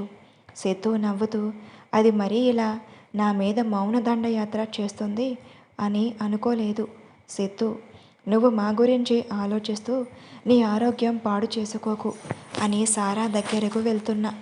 తను ఎక్కడ ఉందో తెలుసుకొని తన దగ్గరకు వెళ్ళి సారా అని అన్నాడు. తన కింద కూర్చొని మోకాలలో తన తల దాచుకొని ఏదో ఆలోచిస్తుంది సిద్ధు. సారా ఇంకా పిలిచినా పలకదు అని తన చెయ్యి పట్టుకొని పైకి లేపి తనని తన గదికి లాక్కొని వెళ్తున్నాడు. సారా బావా నా చెయ్యి వదులు అని గింజుకుంటుంది. సిద్ధు నోరు మూసుకొనిరా అని గట్టిగా అరవడంతో తను ఇంకా ఏం మాట్లాడలేదు. సిద్ధు తనని రూమ్లోకి తీసుకొని డోర్ క్లోజ్ చేసి తనని మంచం మీద కూర్చోబెట్టి తను తన పక్కన కూర్చొని తన మొహంలో తన చేతుల్లోకి తీసుకొని ఏంటి సారా ఇది, నా మీద కోపం పోలేదా సారా? సిద్ధు చేతులు విసిరికొట్టి నువ్వు నన్ను ముట్టుకోకు అని అంది కోపంగా. సిద్ధు నిన్ను ఏం చెయ్యడానికైనా నాకు అన్ని హక్కులు ఉన్నాయి. నువ్వు నాకు అది గుర్తు చెయ్యకు సారా. నువ్వు నాకు ఏం కావాలి అని అంది తను. నువ్వు నా పెళ్ళానివి కదా, నేను నీ భర్తని అని నీకు గుర్తు చేస్తాను. సారా ఏడుస్తూ ఎందుకు బావా ఇలా చేశావు అని తనని కొడుతోంది. తన బాధ తీరిపోయే అంతవరకు ఉంది. తన కన్నీళ్ళ తుడిచి నువ్వు ఇలా ఉంటే మాకు కష్టంగా ఉందిరా, నా మీద కోపంగా ఉంది కదా, కానీ అత్తయ్య మావయ్య నన్ను అలా ప్రాధాయపడుతూ ఉంటే నా వల్ల కాలేదు. అందుకే నేను నిన్ను పెళ్లి చేసుకున్నాను. వాళ్ళు నువ్వు నాతో ఉంటే సంతోషంగా ఉంటావు అని భావించారు. నువ్వు పెళ్ళైనప్పటి నుండి నాతో మాట్లాడటం మానేశావు. వారు మన గురించి ఎంత బాధపడుతున్నారో తెలుసా? అమ్మమ్మ ఇప్పుడే కోలుకుంటుంది. తనని మళ్ళీ అలా బెడ్ మీద నేను చూడలేను. అమ్మమ్మ చెప్పినట్టు మనం కొన్ని రోజులు ఇంకో ప్లేస్కి వెళ్దాం. అప్పుడు నీ మనసు ప్రశాంతంగా ఉంటుంది. నువ్వు రాను అని మాత్రం అనకు. మనం అక్క హ్యాపీగా ఉన్నట్టు కొన్ని ఫొటోస్ తీసి పంపితే ఇక్కడ వీళ్ళు హ్యాపీగా ఉంటారు. సిద్ధు మనం యూఎస్ వెళ్దాం సారా. సిద్ధు చెప్పినట్టు అలాగే అంది. సారే లగేజ్ ప్యాక్ చేయి, నేను ఫ్లైట్ టికెట్స్ బుక్ చేస్తాను అని అన్నాడు. బాబు కూడా మనతో ఉంటాడా? లేదు అమ్మమ్మ మీరు మాత్రమే వెళ్ళాలి అని మరి ఆర్డర్ వేసింది. సిద్ధు సారా యుఎస్ఏ వెళ్ళారు. అక్కడికి వెళ్ళినా కూడా సారా డల్గా ఉండేది. సిద్ధు అక్కడ ఉన్న ఆఫీస్కి వెళ్ళి తొందరగా ఇంటికి వచ్చేవాడు. సారాని అక్కడ ఉన్న స్థలాలకి తీసుకుని వెళ్ళేవాడు. ఒకరోజు మాలిని ఫోన్ చేసి ఎలా ఉన్నారు, సారాలో మార్పు వచ్చిందా అని అడిగింది. సిద్ధు తను నాతో చాలా బాగుంది అత్తయ్య, మరి మీరు ఇద్దరు కలిసి ఉన్న ఫోటోలు పంపు. సిద్ధు బాబు ఎలా ఉన్నాడు? తను చాలా బాగున్నాడు. తన గురించి కాదు, మీరు లైఫ్లో ముందుకు వెళ్ళండి, బాబుని జాగ్రత్తగా నేను చూసుకుంటాను అని అంది మాలిని. సిద్ధు సారాతో అత్తయ్య వాళ్ళకి మన మీద నమ్మకం లేక మనం సంతోషంగా ఉన్న ఫొటోస్ పంపమంది. రేపు మనం బయటకు వెళ్ళి అక్కడ కొన్ని ఫొటోస్ తీసుకొని పంపుదాం. ఉదయం ఇద్దరూ రెడీ అయి బయటకు వెళ్తూ ఉన్నారు. సిద్ధు నేను కారు దగ్గర ఉంటాను, డోర్ లాక్ చేసిరా అని అన్నాడు. సిద్ధు కారులో సారా కోసం చూస్తూ ఉన్నాడు. సారా చేలో చాలా అందంగా కనిపిస్తూ ఉంది. సిద్ధుకి రెప్ప వేయడం కూడా మరచి తననే చూస్తూ ఉన్నాడు. సిద్ధు మనసులో అందమైన ఎన్నిసార్లు చీరలో నిన్ను చూశాను, కానీ ఈరోజు చాలా అందంగా కనిపిస్తున్నావు సారా. ఇంత అందంగా ఉన్నావేంటే, నా మనసు వశం తప్పుతోంది. సారా వచ్చి కారులో కూర్చొని వెళ్దామా అని అంది. సిద్ధు ఈ లోకంలోకి వచ్చి హా అని ముందుకు వెళ్ళాడు. ఇద్దరూ ఒక మంచి ప్లేస్కి వెళ్ళి అక్కడ ఒక వ్యక్తికి కెమెరా ఇచ్చి తమ ఇద్దరి ఫోటోలు తీయమని చెప్పాడు. సిద్ధు సారాకి దగ్గరగా వచ్చి తన భుజం మీద చెయ్యి వేసి నవ్వుతూ ముందుకు చూస్తున్నాడు. సిద్ధు అలా భుజం మీద చెయ్యి వేసేసరికి సారాకి ఏదోలా అనిపించింది. అలా కొన్ని ఫొటోస్ దిగి కెమెరా తీసుకొని తనకి ధన్యవాదాలు చెప్పి లంచ్ అక్కడే చేసి వెళ్దామా అని అన్నాడు. తను హూ అని తల ఊపి ముందుకు వెళ్తూ ఉండగా సారా తన కళ్ళకు చిరుకుర్చీలు తగిలి ముందుకు పడుతూ ఉండగా తన వెనుక ఉన్న సిద్ధు సారా నడుము చుట్టూ చెయ్యి వేసి తన మీదకు లాక్కున్నాడు. సిద్ధు చెయ్యి తన నడుముకి తగలగానే సారాకి ఒళ్ళంతా కరెంటు పాస్ అయినట్టుగా ఉంది. సిద్ధుకి కూడా సారా అంత దగ్గరగా ఉండటంతో తనకి కూడా అలజడిగా ఉంది. అలా ఇద్దరు లంచ్ పూర్తి చేసి ఇంటికి వెళ్ళారు. ఇద్దరిలో ఏదో అలజడి చెలరేగుతుంది, కానీ ఎవ్వరూ బయటపడటం లేదు. అలా ఒక వారం రోజులు గడిచిపోయాయి. శీతాకాలం ప్రారంభం అవ్వడంతో అక్కడ లాన్లో చిన్న అగ్నిమాపక శిబిరం వేసుకుని ఇద్దరూ అక్కడ కూర్చున్నారు. సారా ఇంకా చలిగా అనిపించడంతో సిద్ధు ఒక బెడ్షీట్ కప్పి తన చేతులు పట్టుకొని రుద్దుతూ ఉన్నాడు. అప్పుడప్పుడు చలిమంటని తన చేతులతో సారా మొహానికి పెడుతూ ఉన్నాడు. ఆ సమయంలో సిద్ధు సారాకి చాలా దగ్గరగా ఉన్నాడు. ఇద్దరికి ఏదోలా ఉంది. సిద్ధుకి కష్టంగా ఉంది. తన ఒక అడుగు ముందుకు వేసి సారాకి ఇంకా దగ్గరగా జరిగి తన కళ్ళల్లోకి చూస్తూ తన పెదవులు అందుకోవాలి అని అనుకున్నాడు. అది ఊహించిన సారా అక్కడ నుండి లేచి వెళ్ళిపోతూ ఉండగా తన చెయ్యి పట్టుకొని ఆపి తనని కౌగిలించుకొని ఇంకా ఎందుకే ఈ దూరం అని తన నడుము మీద ప్రెస్ చేస్తూ మళ్ళీ తన పెదవులు అందుకోవాలి అని అనుకున్నాడు. సారా సిద్ధుని వెనుకకు తోసి, ఏంటిది? నీకు కావాల్సింది నా శరీరమే కదా, నా మనసులో ఏం ఉంది అనేది నీకు అవసరం లేదు అని అంది కోపంగా. సిద్ధు సారా చెయ్యి పట్టుకొని తన మీదకి లాక్కొని, నీ శరీరమే కావాలి అనుకుంటే ఎన్ని రోజులు నీకు దూరంగా ఉండేవాడినే కాదు. నీ ఇష్టంతో పని లేకుండా నిన్ను సొంతం చేసుకోగలను. నీలో మార్పు వస్తుంది అని ఎప్పటి వరకు వేచి చూశాను, కానీ నీలో ఎప్పటికీ మార్పు రాదు అని తెలిసింది. ఇంకా నేను నిన్ను ఎప్పుడూ డిస్టర్బ్ చెయ్యను అని అక్కడి నుంచి గదిలోకి వెళ్ళాడు. ఇద్దరూ ఉన్న రూమ్ కాకుండా ఇంకో రూమ్కి వెళ్ళి పడుకున్నాడు. సారా అక్కడే కూర్చొని కన్నీళ్లు కారుస్తూ ఉంది. కాసేపటికి గదికి వెళ్ళింది. అక్కడ సిద్ధు లేడు. ఇంకో రూమ్లో పడుకున్నాడు అని, నా మీద కోపం తగ్గితే తనే వస్తాడు అని సారా కూడా పడుకుంది. కానీ సిద్ధు సారా లేవకముందే లేచి రెడీ అయి ఆఫీస్కి వెళ్ళిపోయాడు. ఆలస్యంగా నిద్రలేచిన సారాకి సిద్ధు ఎక్కడా కనిపించకపోవటంతో రాత్రి బావతో తప్పుగా మాట్లాడానా అని అనుకుంది సారా. కానీ అది నాకు నచ్చలేదు. కోపంలో బావని తిట్టాను, కానీ ఇలా చెప్పకుండా వెళ్తారా ఎవరన్నా అని అనుకుంది మనసులో. ఆ రోజంతా ఇంట్లో ఒంటరిగా గడిపింది. సిద్ధు చీకటి పడ్డాక ఇంటికి వచ్చాడు. రాగానే తన ముందుకు వెళ్ళి డిన్నర్ రెడీగా ఉంది అంది.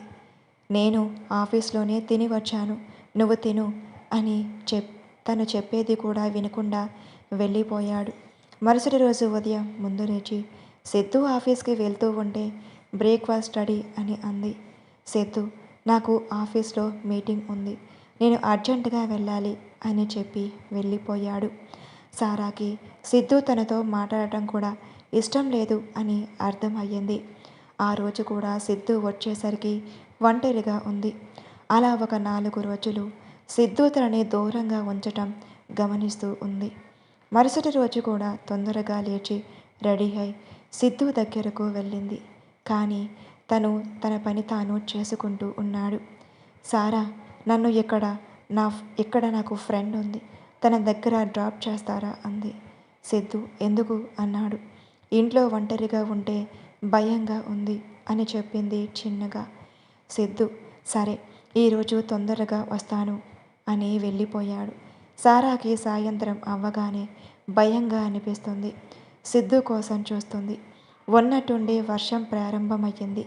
చిన్నగా మొదలైన వాన తుఫానులా మారి కరెంటు కట్ కూడా అయ్యింది. సిద్ధు కోసం చూసి అలసిపోయిన సారా పవర్ కూడా కట్ అవ్వడంతో తనకి భయం ఎక్కువయ్యింది. ఇంట్లో ఒక మూలన కూర్చొని బావా తొందరగా రా, నాకు భయంగా ఉంది అని ఏడుస్తూ ఉంది. అలా ఉదయం వరకు బిక్కుబిక్కుమంటూ భయంతో ఉంది. సిద్ధు కారు శబ్దం వినిపించగానే పరుగున తన దగ్గరకు వెళ్ళి ఎక్కడికి వెళ్ళావు నువ్వు? నన్ను ఇక్కడ ఒంటరిగా వదిలి ఎంత భయం వేసిందో తెలుసా అని ఏడుస్తూ తనని కొడుతుంది. సిద్ధు, సారా, నేను చెప్పేది విను. లేదు, నేను వినను. నన్ను అలా ఒంటరిగా ఎలా వదిలేయాలి అనిపించింది నీకు? ఎందుకు బావా ఇలా చేశావు? నువ్వంటే ఎంత ఇష్టమో తెలుసా నీకు? సిద్ధు సారా ఏం చెప్తుందా అని చూస్తూ ఉన్నాడు. నిన్ను నా ప్రాణం కన్నా ఎక్కువగా ప్రేమించాను బావా. చిన్నప్పటి నుండి నువ్వే నాకు అన్నీ అనుకొని బ్రతికిన నేను నా ప్రేమను నీకు చెప్పాలి అనుకున్నాను. కానీ అప్పుడే అక్క మన జీవితంలోకి వచ్చింది. మీ ఇద్దరు ఇష్టపడటం, పెళ్లి జరగడం అన్నీ ఫాస్ట్గా అయిపోయాయి అని ఏడుస్తూ చెప్తుంది. సిద్ధు, సారా, నువ్వు నన్ను ప్రేమించడం ఏంటి? నిజం, నేను నిన్ను చిన్నప్పటి నుండి ప్రేమిస్తూ వచ్చాను. కానీ నువ్వు నీ కాలేజీలో ఒక అబ్బాయిని ప్రేమించావు అని చెప్పావు కదా.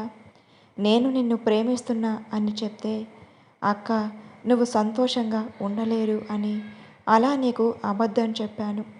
సిద్ధుకి ఆ మాటలు విని మైండ్ పనిచేయటం లేదు. సారా తనని ప్రేమిస్తుంది అంటే ఎన్ని రోజులు ఈ విషయం ఎందుకు తెలుసుకోలేకపోయాను నేను అని ఆలోచిస్తూ ఉన్నాడు.